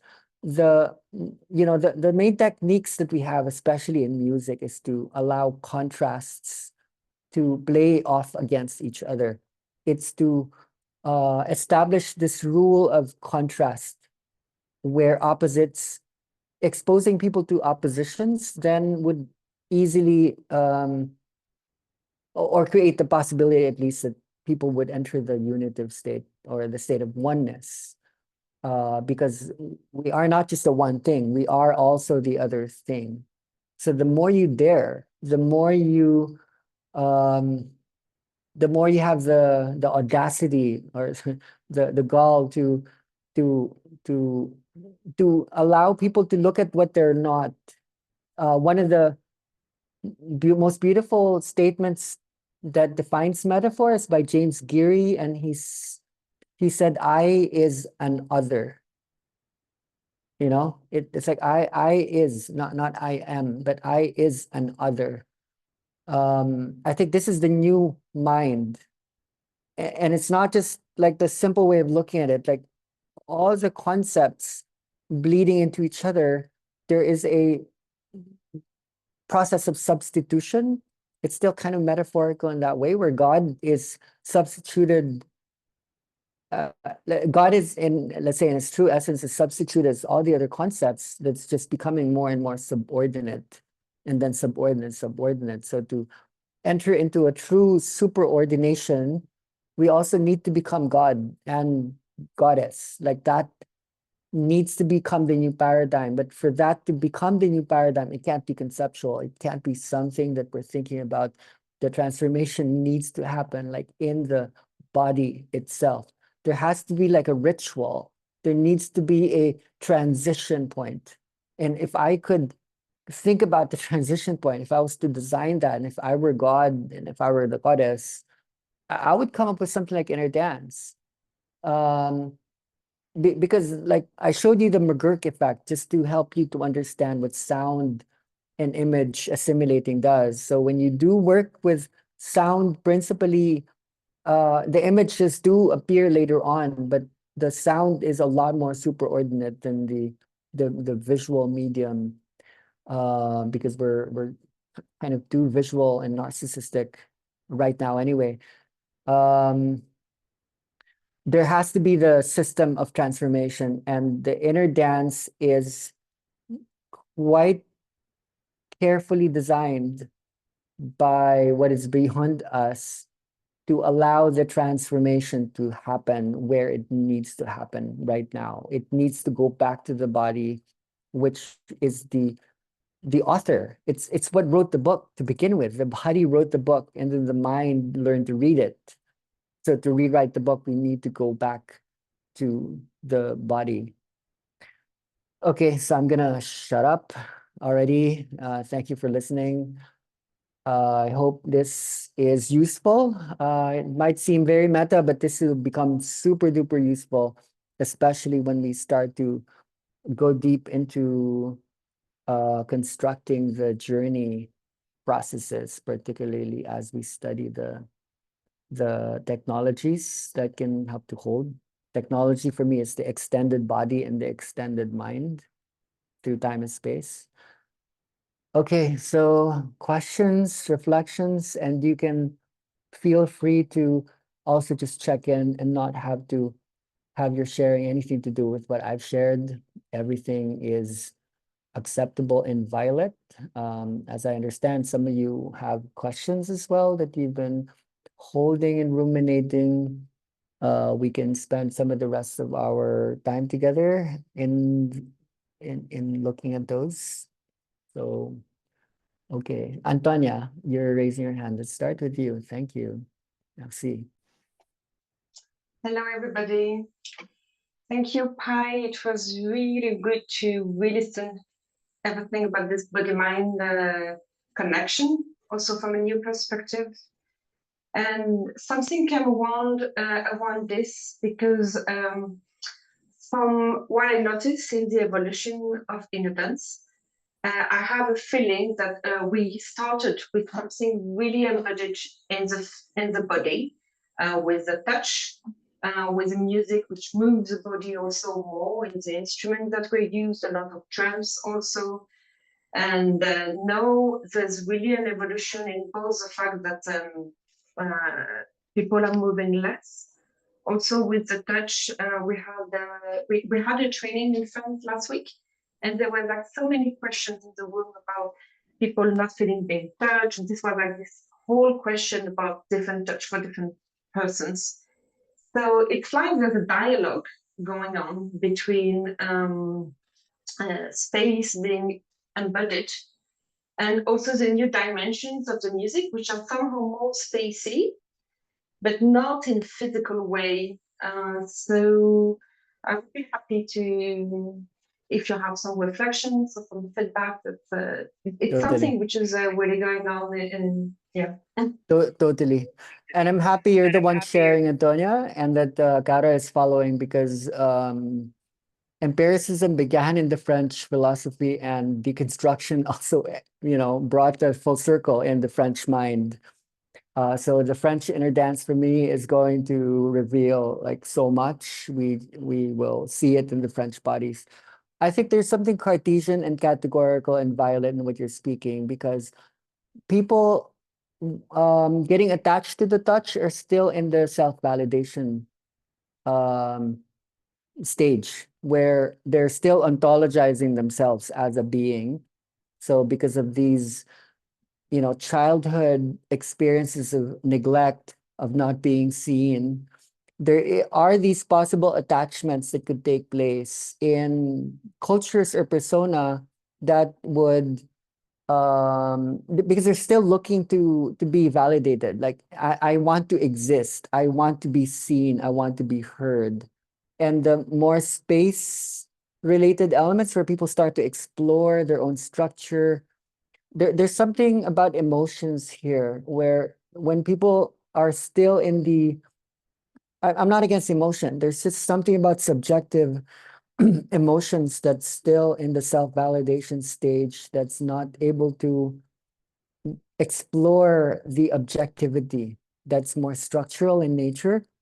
People who have, let's say, issues with money, with family, it's not easy to go into an objective witnessing process, and that stuckness is going to be felt in the body because they're technically like problems, they're assemblage points. So that's why we don't bypass some of the, maybe we call them the traditional inner dance, more song-based, like emotional elements, because some of, especially looking at the 12-stage approach, where we try as much as possible to allow people to go through the grieving, the goodbye process. I don't want to generalize though, because I am seeing certain communities where they go straight into the space and then they're not getting attached to the touch elements.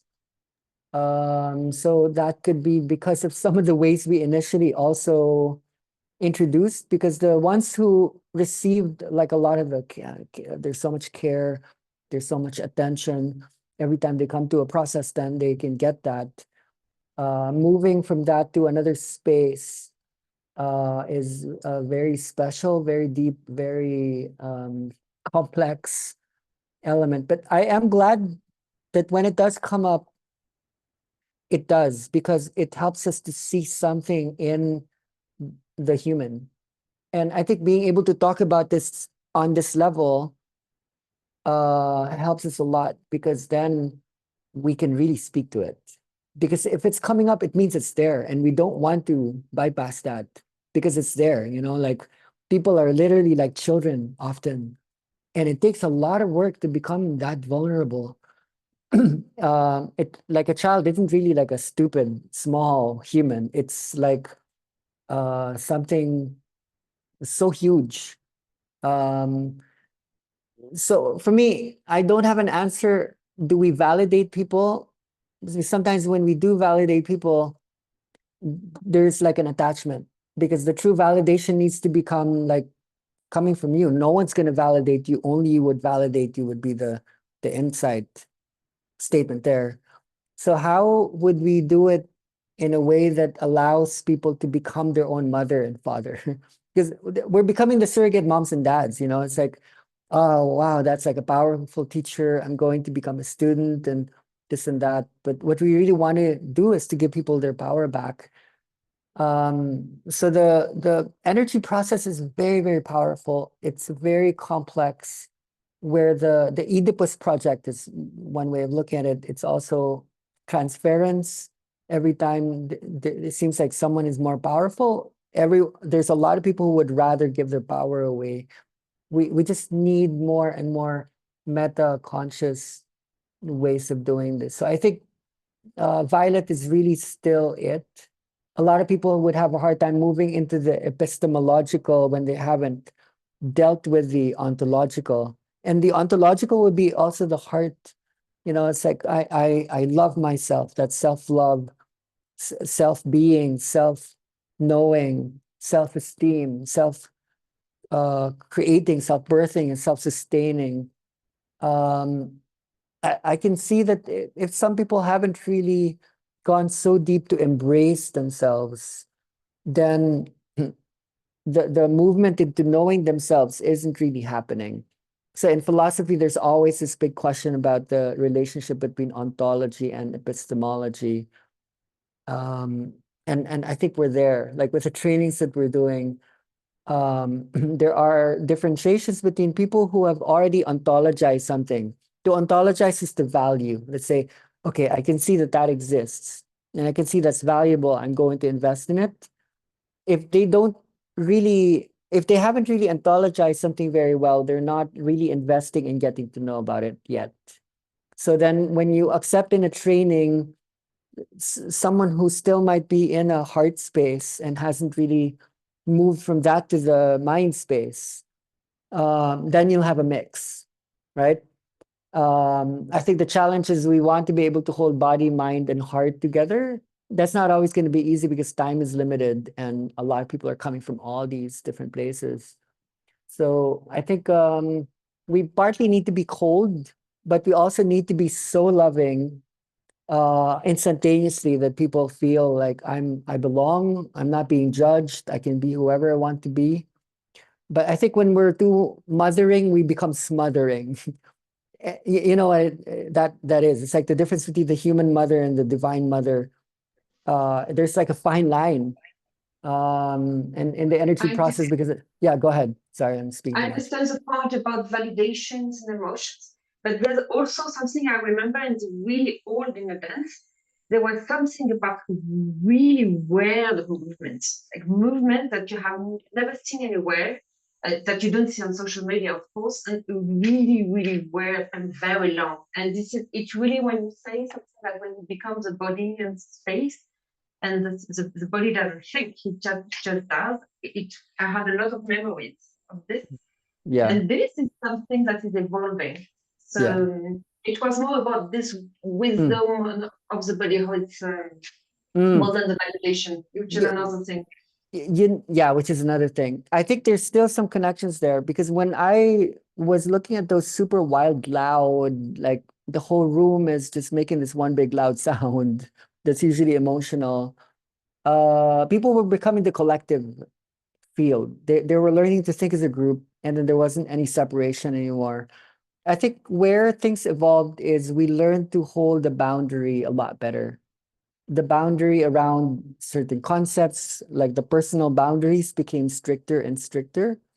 And I think that's what a lot of schools are also learning. And I'm glad for that. And inner dance has also learned as well how to hold a proper boundary. And I think validation and boundary setting has some connections there. But I'm really glad you're speaking about this because this is core. And for someone like you, for to let people know, like Antonia is one of the first people in Europe to have studied inner dance to a level that it would lead to these trainings that have been going on for many years. So her body holds a lot of memories through the transition. She's seen the many chapters. So her bringing this up is really quite valuable from like a violet space. Mm. Amazing. Thank you. All right, let's move to Caro.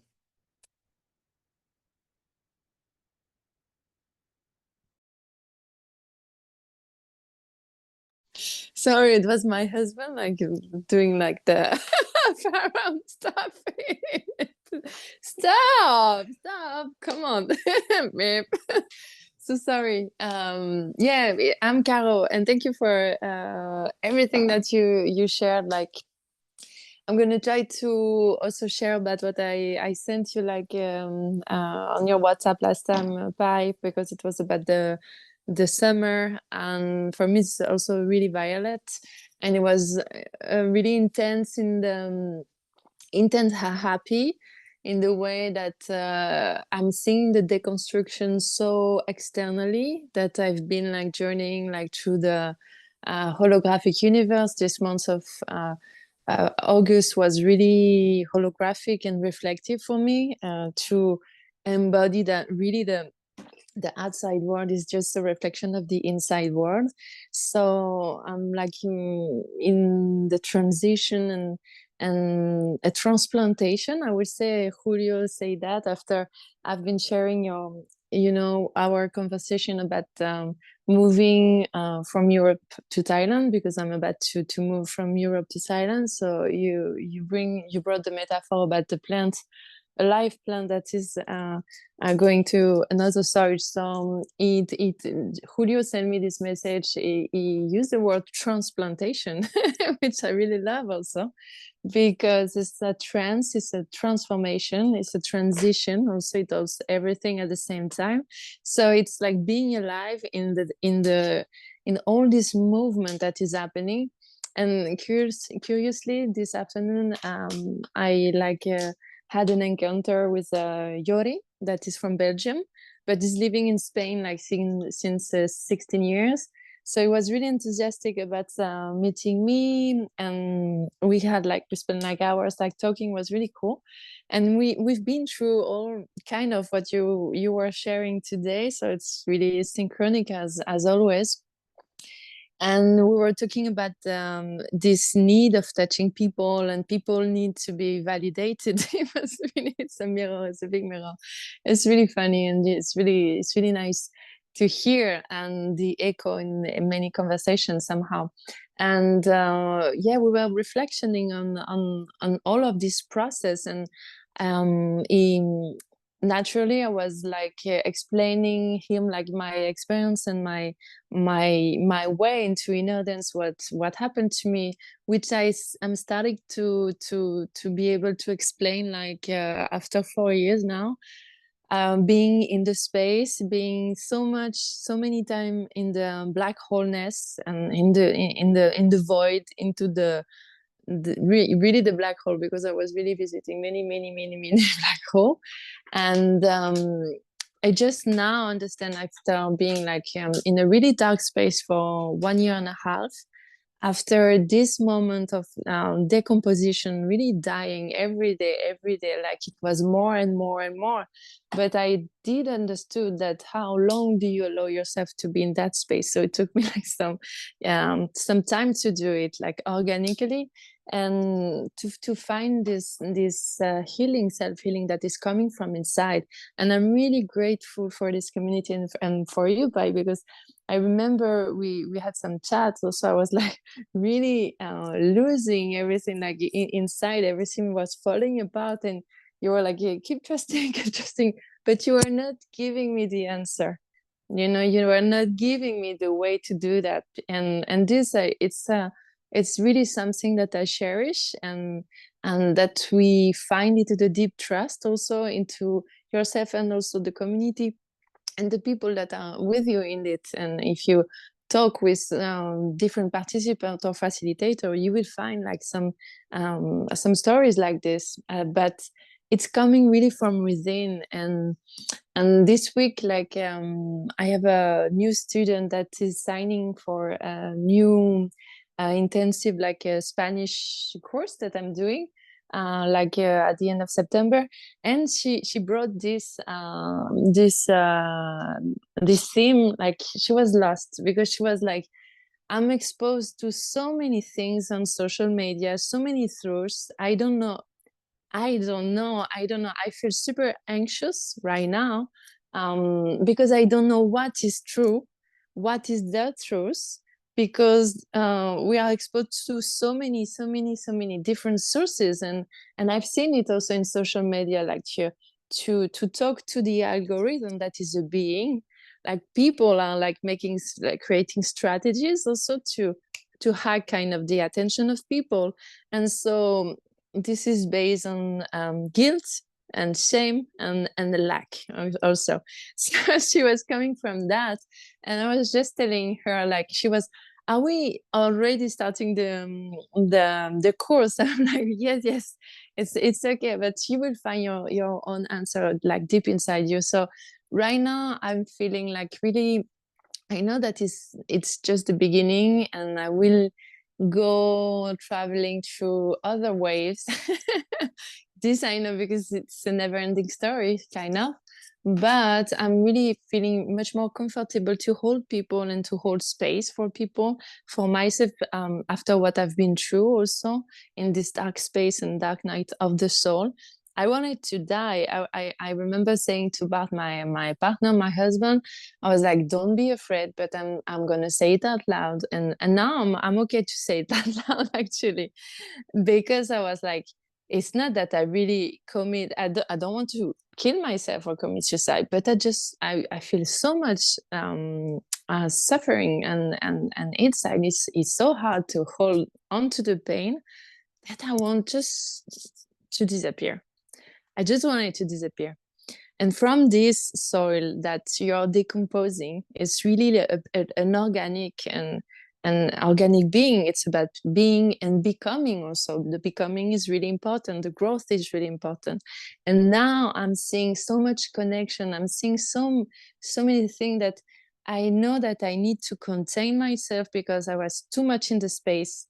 And this is reflecting also in my language. I'm holding space in French, in Spanish, and I speak English. And now I'm moving to Thailand, so I want to learn Thai also. So it's going to be even more messy. But what I really do understand is like, after being so spacey, so wide, so nothing, so everything at the same time, all at once, you really need a structure. You really need to organize all your folders, like in inner space. It's really important to put a bit of masculine energy also into this chaotic feminine. So this is going to be my sharing, because I have a lot to say again about it, but for now that's it. So thank you. No, thank you. Wow. Okay, let's move to Kasia. Just let everyone voice that for now. Hello, hi everyone. At the beginning, I want to give a big thanks to Fleur Delis. Yes, I was watching your Zoom this week about spreading our voice. And yesterday I had a session with my people from Poland, and I didn't know, maybe it was not singing, but I started to express my voice because of you. And I was feeling that the first time in my whole inner dance history, I was feeling really like just for the people. And I want to thank you, because I think that I feel bigger connection right now with myself. And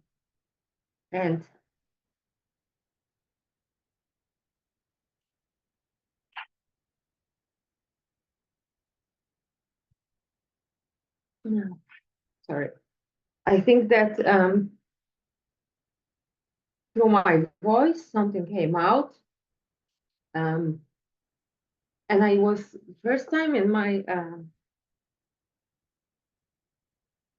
history of inner dance, I was feeling that there is no longer my ego in the space. I was for the people, and it was a really incredible feeling. Because all my life I'm thinking that something is stuck in my throat, even right now. So maybe this is my path to open myself. This is very beautiful feeling when that I'm gone, when I'm gone, I'm just for the people. I don't think about nothing. I just want to help them. And I'm started to talk normally again. So, okay, a lot of emotions. So I started to do something with my crystal, this, I don't know how to call it, crystal ball, yeah. I started to sing A, E, O, U very loud. And I was feeling connected totally. So thank you very much. I want to sing because I feel that this is my path, but the shame here is very big, you know. But yesterday I did it first time, yeah, and this is very emotional for me.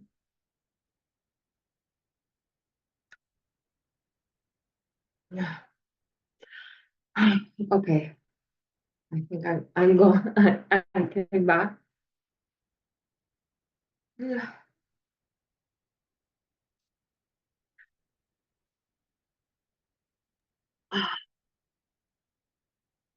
I had a dream that the big guy was locked me when I was a little girl, and me as a big girl, big woman, was with that little girl, and she found out that only way to go away from this big guy was singing, and the small girl start to sing, and she go away, and that's how I know that this is what I should do to be free. I don't know, is uh,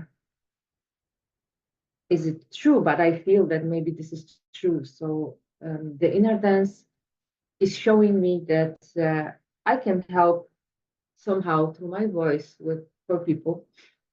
When I will be free, I think that they can be free too. So big thank you to you. I hope I will sing like more. I first time in my uh, whole 9 months uh, um, journey with you. I listen your playlist Time to Live Time today, and it was very beautiful. I really loved it. My son was asking what was that playlist, because he really loves also to do inner dance. And after that, it was a really touching and loving and like very deep and very high feeling. It was a feeling of big light and a big deepness, like two things at the same time. And but after that, I'm feeling many times very angry, and I don't know.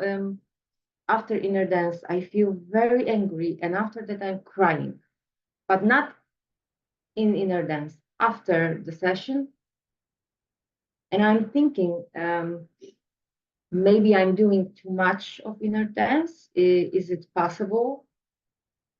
Um, this is my first question for you.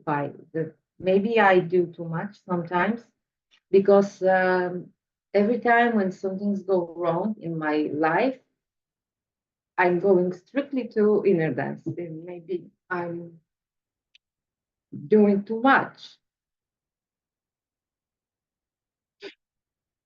because I'm all the time angry.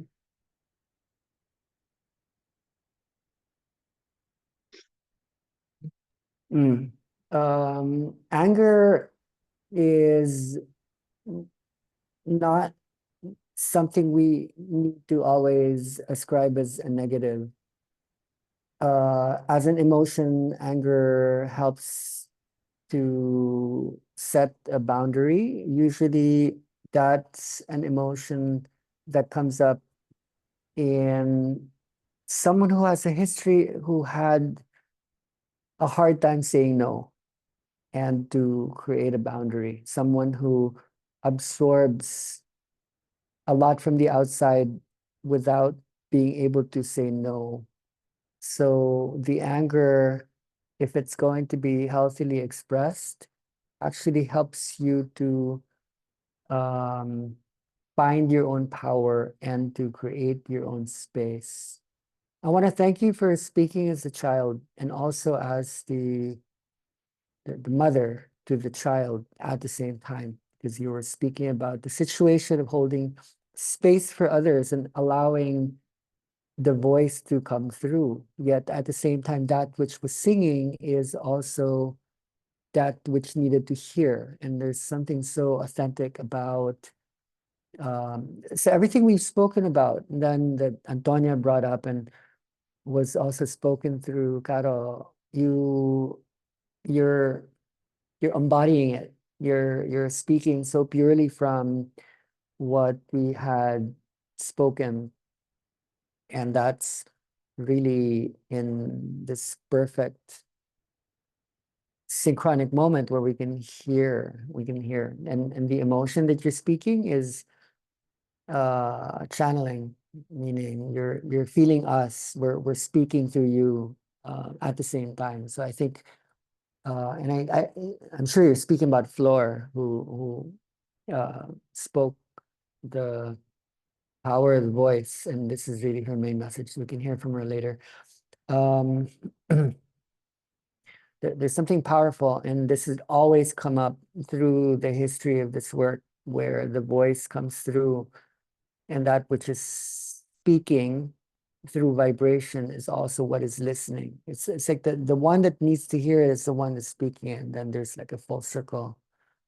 So you're doing that through words now, what you were also doing through the voice yesterday, where I think that's really what embodiment means, and that really is what inner dance holds, which is absolutely that which is not ego anymore. It's totally fully surrender.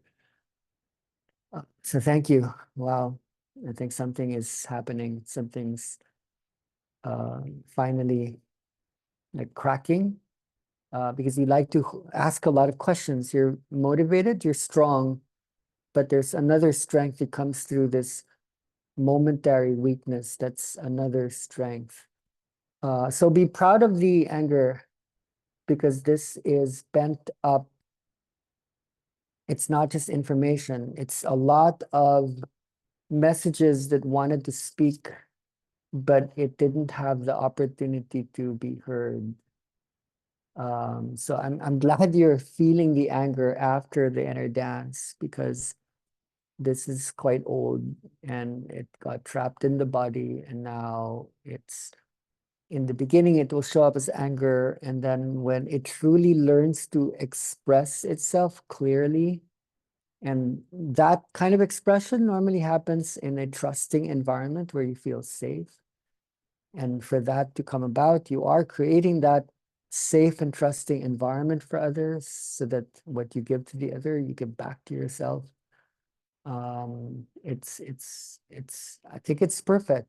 So at the end of the day, you're gonna have to trust this too. How can you overdo inner dance? Like you can probably overdose in a drug. And so do we see inner dance also as a drug? I think we are attracted to this because it is also the anti-drug. I think we are also addicted to old emotions, and what really holds addiction in place is what hasn't really come through, what hasn't come out, that which stays hidden. I mean, one of the oldest definitions of the word addiction is the state of being bound to maybe the demon, the devil, or someone who holds more power over you. So one of the oldest definitions of addiction is enslavement, to be enslaved to a higher power. It could even be God. It could be like a parent. It could be like like an energy in general when it does get stored in the body. So letting go of that is like a healing process. In that, I do not think we can overdo a healing process. I don't think we can heal enough. I don't think there's too much transformation. I don't think it's possible to transform too much, to find oneself too much. That for me doesn't make sense. To get in touch with our heart space too much, to become wise, to become strong too much. That doesn't compute. It doesn't make sense. But we can also balance that out And I do think your question is coming from some wisdom as well, where there is later on like a stable part of you, strong part of you, and they just need to join the same space. So I will then deconstruct that question to also bring up that, yeah, the opposite can also be true. So I would say just don't lose your trust, keep going. And we are in this together in a sense that we are studying, and there's the structuring to construct this, to build a strong edifice, to create a strong house is to contain the energy well. And what we're doing in a matter of months or weeks usually takes for many people like a long time, sometimes forever, that it doesn't actually happen in a single lifetime. The truly authentic person is channeling, which means you're not just processing yourself, you're processing the energies of those around you, those you're connected with. Could be family, it could be friends, it could be not so close people. But we are healing the world as we heal ourselves. So thank you for that. And speaking is that, as the space holder is the space speaking, holding the space. Okay, thank you. Okay, Thank you. Ingvild. One more Oh, yes, question, please. because it's very important for me, because yesterday my very good friend, she said that her head was very heavy, and she had a really bad feeling. People has got nice, light, beautiful sessions and visions and all of that, but she said she was like devastated. She was looking like she disappeared, you know. And today she told me that the doctor said that she got little tumor or something like that, but she just told me. And maybe you have some idea what I can recommend her to listen every day to maybe Okay. heal. Mhm. Okay. Almost there could be so many options, but really the thing that heals the most is to be able to hold people in a self-responsibility, trusting environment. For me, true healing is the most uncomfortable, meaning when something doesn't feel good, that's usually when that's really undergoing a healing process. Like the more powerful space holder is the one who is able to hold someone who is uncomfortable, as opposed to almost wanting people to feel good and have a nice experience. Originally, the inner dance really honored the discomfort. It is only lately where commercialization, popularization, industrialization of spirit kind of simplified this, and now there's bypassing. So when something hard happens, it means often that someone's really doing the work. And for someone to feel that means that they worked on it, that they built a trust level to.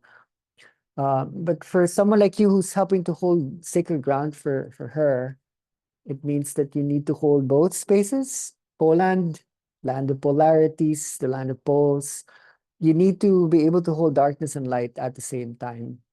To hold the darkness means to be able to observe the source of the pain and the suffering, like name the fear so that that could be observed. Observe the judgment so that there's a witnessing happening, yet also hold the highest potential. To see someone as she truly is to heal her, yet to not create a dependency and a bypassing means there could be deeper, more conscious conversations that reveals the source of the pain, you know? So some of that may not be happening just within an energetic, nonverbal process. There could be a conscious dialogue that happens because the energy is really just supposed to open people up. But then what we need to understand that really brings about healing is what is the belief structure? Like, how are we seeing the world? Is it from glass half empty, glass half full?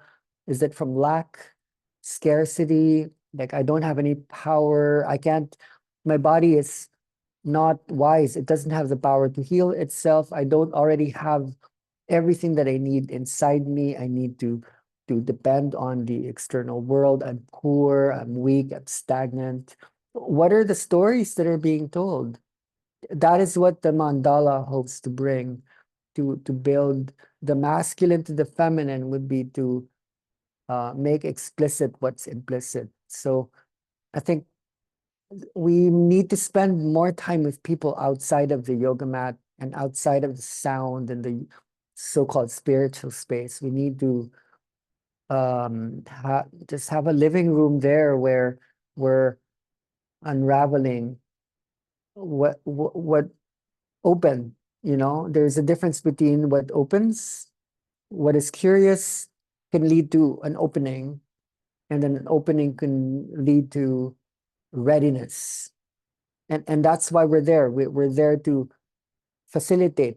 To facilitate means to make facile, which is to make easy, to make smooth, to allow the flow from one stage to another, which we don't force, we simply mirror. Um, we demonstrate, we show them like what it could be like to be ourselves, like healed and happy and trusting and strong. That's what it means to mirror. It's not to transmit, it's to resonate. And to resonate is to synchronize, to heal oneself is to heal another. We don't heal others, right? We heal ourselves, and as healed beings, as integrative holistic beings, then that holism will reflect upon others. And if it does not, we are staying as trusting beings that the energy will rise from within each and every one of us.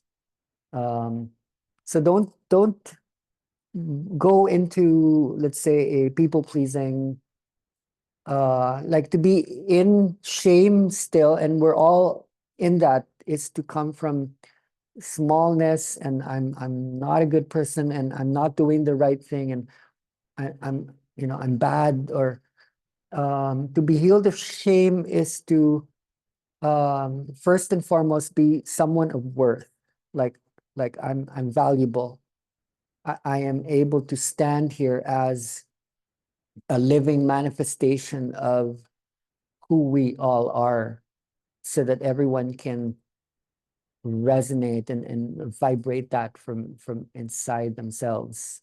That is a belief structure. That is a paradigm. It's a centrism. It's an omnicentrism. It's the understanding that everyone is the center of the universe. But for that to be true, I need to be the center of the universe. But for that to be true, she needs to be the center of the universe. So how you can speak more and more clearly as you do find your own voice, or the voice finds its own voicing through you. It needs the dialogue. It needs the trust-based flow of information that helps to perceive the layers that are there. So in one hand, hold a knife, in the other, hold like a feather or a flower, and don't be afraid to cut, to kill ego and fear and judgment, to dissect, to peel away the skins of the onion. But let one hand like nurture and love and care and protect. Hold them both. They are both necessary. If it's really just to destroy, to deconstruct, then they don't have the anchor of seeing that this is evolving me to a higher place, no matter what is happening, no matter what the doctors say. What matters is like who we are and what we believe in, that goes beyond death. Even like how far do you transcend? So hold both and let your voice be both soft and sharp. You know, like you need the paradox, and that needs to happen in Poland, especially, which deals with both extremes, both polarities. You need to master that, and because you're holding inner dance there, you will embody that. I think you do already, so thank you. Okay, Ingvild, now it's your turn.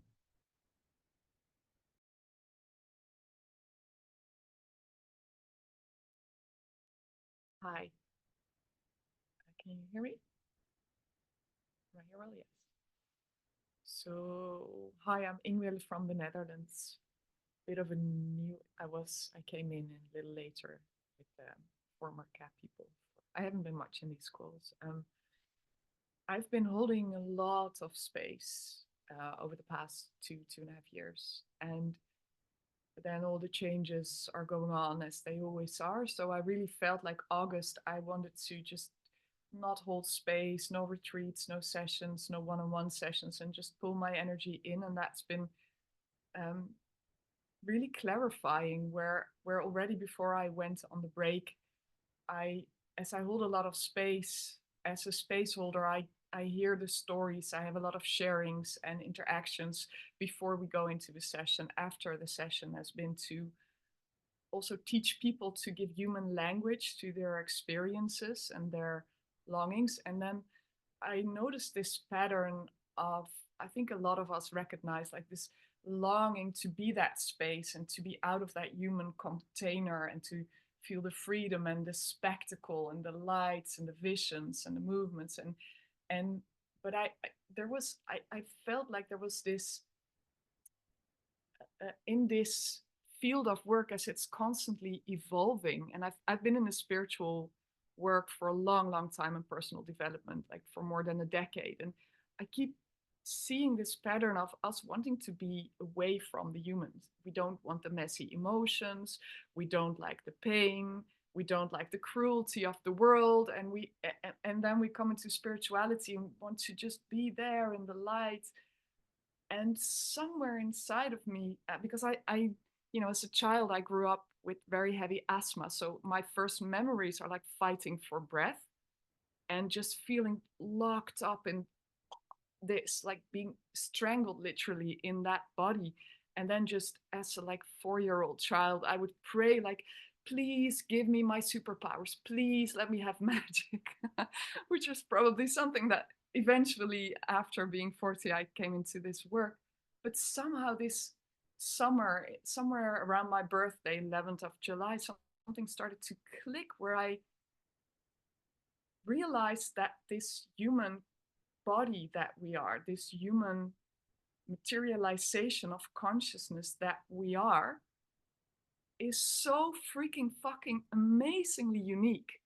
Like this biography with this particular DNA, like all the ancestors it took to come to this unique DNA, and then the ancestral lines which created the starting point of like each of our unique biography, our stories, the way we collect new stories and the way we kind of put impulses into the world.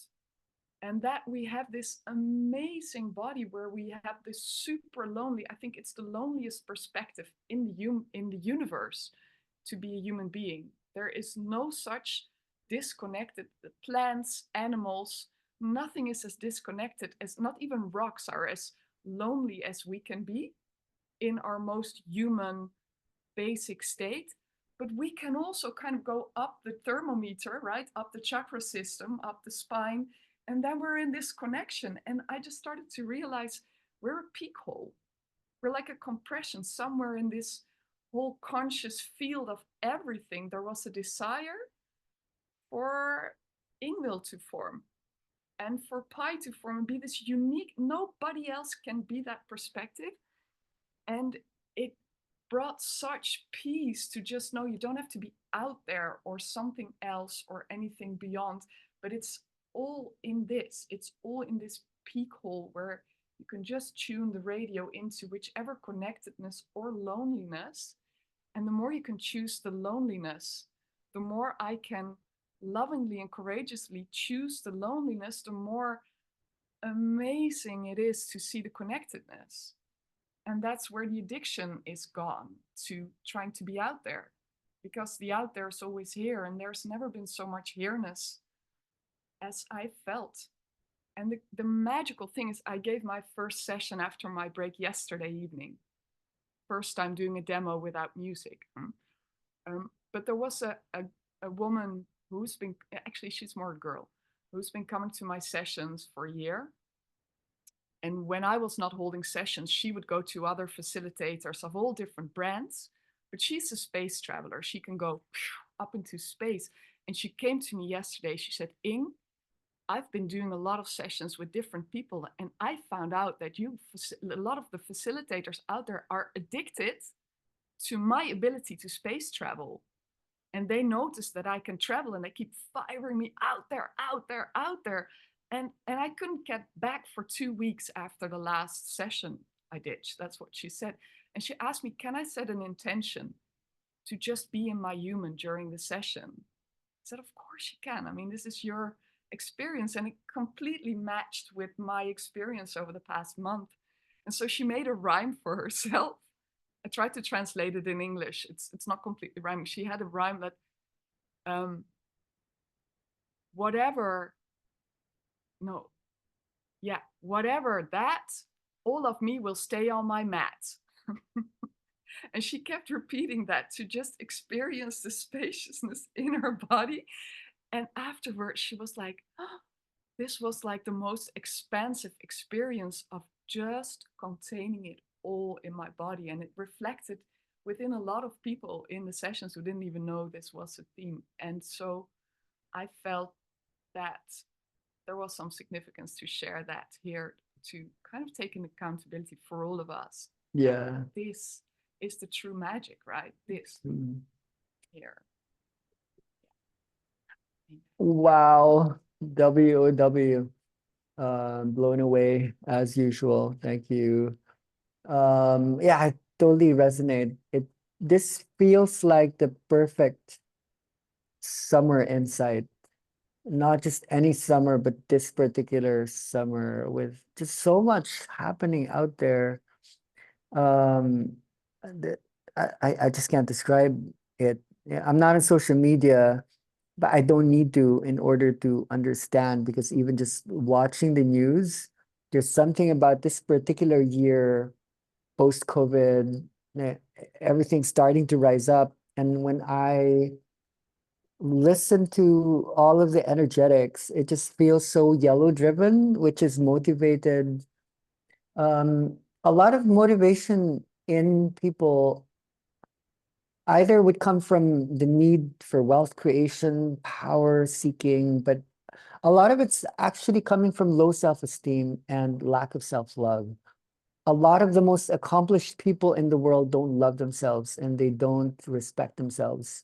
So they're trying to cover it up, and they're still in the space of love me for the image that I create, because I'm still yearning for my mom and dad to approve my, it's a self-worth thing. So I've been hearing a lot of these feedbacks, especially from people who were in the CAP universe. Almost every single person I know who's in our circle that used to do CAP and had moved away from that the last couple of months, they're all saying the same thing. Like, I just can't do it right now. There's this long stage. It's partly grieving, but it's partly really just there's something new, and it's biding its time. It's creating space for something else entirely that maybe none of us have seen before, even within the whole inner dance historical construct. Maybe something new belongs to this time. So I just think that you were able to put that into words really well. Because for me, Holland is very yellow. It's very motivated. It's filled with a lot of oomph, and this reflection of people getting addicted to firing off people's bodies all over the place. It belongs to the whole history and the energy of that place. I've seen it only once, but it's quite strong. I've been dealing with my own respiratory issues the last year or so. And that for me is hereditary. My dad, my grandfather, they all died of like emphysema and so on and so forth. So I've been strengthening my respiratory system. And this last month has been maybe my most productive. I constructed so many playlists. And technically I'm busy. I'm with the kids and I'm doing all these things for community projects online, but I really got so passionate about constructing playlists, and I realized, especially in the last week, I was actually making it for me. And it wasn't to go into space, it was because I needed to exercise. I needed it to go walking and jogging, and I want to be in my body. This is what I'm trying to say that reflects with what you're saying as well. I just really want to be in my body. And then all these playlists are setting people off into space and like all these amazing spaces. But I'm really just snickering because this is actually doing the opposite. This is bringing me to Earth. I'm constructing it in a way I need my heartbeat to raise to amazing vitality levels, and it's working. It's working out. It's like I'm more solitary than ever, but at the same time, it allows me to socialize with people because I feel like when we get to this strong place, we're not wasting time. I think there's so much wastage in the world. I do believe that nothing is wasted, but at the same time, we could be spending our energies on really just going forward as a planet and as a species, but we can't force it. So I'm just listening to stories and just being amazed by a lot of human beings that are just becoming clear, and I can feel it in their voice when they're speaking from clarity. And just yeah, thank you for the hibernation. Amazing. Yeah. I love that you talked about metaphors in this session, as they've helped me throughout life to kind of bridge the everything that gets lost between in translation between like what I am and another. And so for me also, when I started doing this, well, I was a yoga teacher for a long time, and I already tried, people start to believe in you when they like your sessions, and I don't want them to believe in me. I want them to learn something about themselves. And so I already started to kind of put myself before the group as a metaphor, like to be a metaphor of something they're looking for in themselves. And when I started doing the energetic work with whichever name, the activations, inner dance, I'm not yet calling that because I don't know. I also always try to, when people ask, what is your role? What are you, why, what is the magic you're doing? I always put myself there, and I would call myself like, I'm just a metaphor. I'm a symbol of something you have not yet discovered within yourself, and you need outside yourself to recognize it within yourself. And so when the conversation was going on between the parental part as a facilitator, I mean, even if for all of those who have children, you know that even as a parent, you are not there to smother and hold your children. You don't hold the responsibility for them. You're a metaphor to guide them to their own responsibility.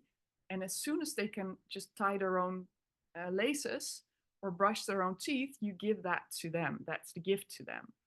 And I think what we do as facilitators should be exactly that. So when somebody's new and they're laying there with their eyes closed for the first, second, third time, and they're just super insecure if what's happening, is there even someone? Obviously, they need a little touch, sometimes just a pat on the head or a hand to feel when the tears run, because they are not used to cry and not be said, not somebody go like, oh, that's okay. You know, they don't know that they are made to hold themselves. So we're just a metaphor to gradually guide them back into their own guidance and to hold their own grit. That's how I feel it. That's all we do until we can step further and further back, so they can, you know, now just be observed and be in their own space, and then one day we don't need us. That's how Amazing. Amazingly put. That really grounds the core topic today. Thank you. Okay, anyone else would like to share? I think we have 10 minutes. Flora is raising her hand. For some reason, I don't know how to do the raise hand. So it's not happening.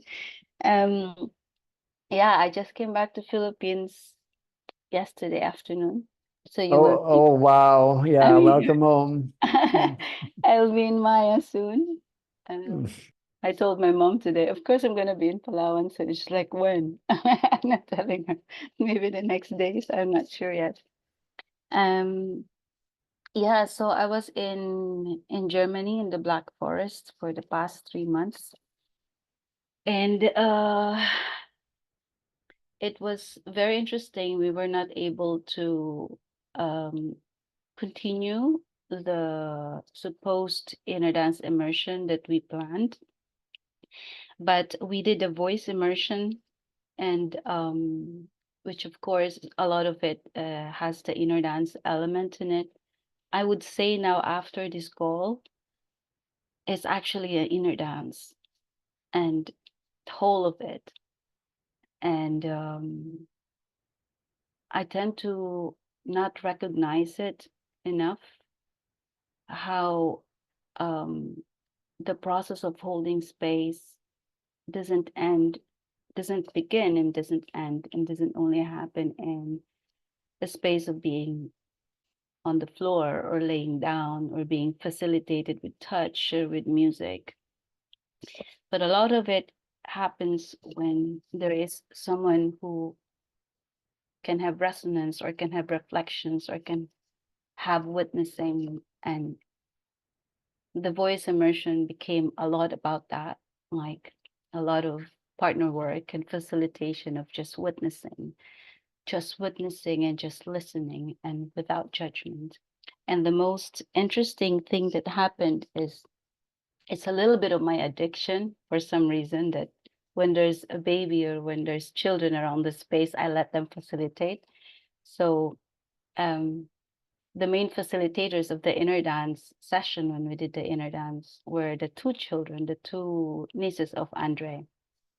And because I don't touch people so much anymore, I facilitated the two kids. So Sophie opened her eyes one time. She was watching me do this, and I give them the right oil at the right time, and I tell them the right amount of time they can leave their hands. And but at some point they just know what to do. And after the immersion, actually they stayed for 2 days, and they were charging people a certain amount of money for sound massage, for sound for dance. And they were giving sessions during my birthday party and the day after, and people were paying them. We were paying them, and they were so powerful. That's how fast we can train the children, because of the universe that they are and all the embodiment of just purity. And the session was very powerful according to the people. And of course, I love watching the children do the facilitation because I have immense trust in them. And what the people say, majority, if not all of them, is that there is this automatic reflection of just having a tiny hand touch you. And you know it's a tiny hand because it's not my hands. That they automatically go into the little person in them, the baby in them, and coming back to that. And yeah, so the whole immersion was actually, the children got a lot of thank you from all the participants because of that. And yeah, so that's just one thing I want to share. It's and thank you, Kasia, for allowing yourself to use your voice, which is something I'm very passionate about, to share with people, to allow the voice, because that, as Pai said, that voice through us is not really just us singing to them. It's not. It's really using our voice as facilitators is completely allowing ourselves to become baby again so that the universe can speak through us and so that the people's voices can be heard through us. And their bodies, their screams, their cries, their silence are also the voices that we hear back to ourselves. So it's always just really being simply a channel of the room and not always being the facilitator. Because when we allow our voice to happen in this space, we are being facilitated by the room, basically. Yeah, so yeah, I'll be in Maya soon, and it's so nice to be here again. Mm. Yeah, amazing. Yeah, we just had a meeting with a school principal to plan out the whole year. So you have 800 children waiting. So this is a good closing. What Flor brings us is we never forget that the one who holds the space is the baby. So for us to just channel the inner baby and to walk around, for me, the baby is that which learns the most. It's like this hyper learning, the baby has the superpowers, I think. And we have to really reflect on what it means to be baby in the truest sense of it. Like, I just wonder what that would be like for all of us to just be channeling the baby when we're walking around the room, like wondering, okay, what is it like to have just come from the universe, and then now I'm here trying to like create these potencies that's holding quadrillion possible connections, and you don't know what would be it. That's what the baby is, I think. You just never know what it's going to be because you're still holding on to combinations of an infinite spectrum. Everything's assimilated unto each other. So yeah, thank you. Hi, wait. We I yeah. just want Mm. one last thing. I remembered. I thought it's important because you talk a lot about assimilation, yeah. And there was one important moment wherein one of the participants, who's also an inner dance facilitator, she came to my Dubai training before. So when she was being facilitated by one of the girls, she went like very shamanic on her, and the girl had no assimilation. All she did was just watch. It was so powerful. I really wanted to take a video of it so that they could see, but it was pure, just no attachment, no attachment. And I was so proud of her that she was not scared. But that's just the no assimilation and Mm. no attachment thing was so powerful to share. Yeah, no a priori judgments, no. It's like I don't know anything before I came here, but at the same time, everything is known. So to hold both of those, I think that's something now here that's becoming more and more present in people's lives. Okay, so I think the space is officially open. We're now in our third wave. For me, it's a huge wave. To enter all the colors is to really bring universes within the whole universe. I would be happy to really make things practical beyond the calls. I would be interested in finding, I don't know what you could call it, studios or laboratories where people experimenting with the technological would be themselves doing shared screen. Okay, how do I press this button? How do I create more layerings? How do I hold different energetic rhythms at the same time? So rather than us demonstrating, I would be interested in people doing it themselves. So if we could just open spaces like that, when there is such space, I think that could be something we could do more experientially together these next 3 months. So let's keep it alive, and I'll see you again the next time. If you can unmute and help me to close. and see each other again. Bye, everyone. Bonsoir. Bye-bye. Thank you. Bye. Patty's saying that. We'll see him soon. Bye, everyone.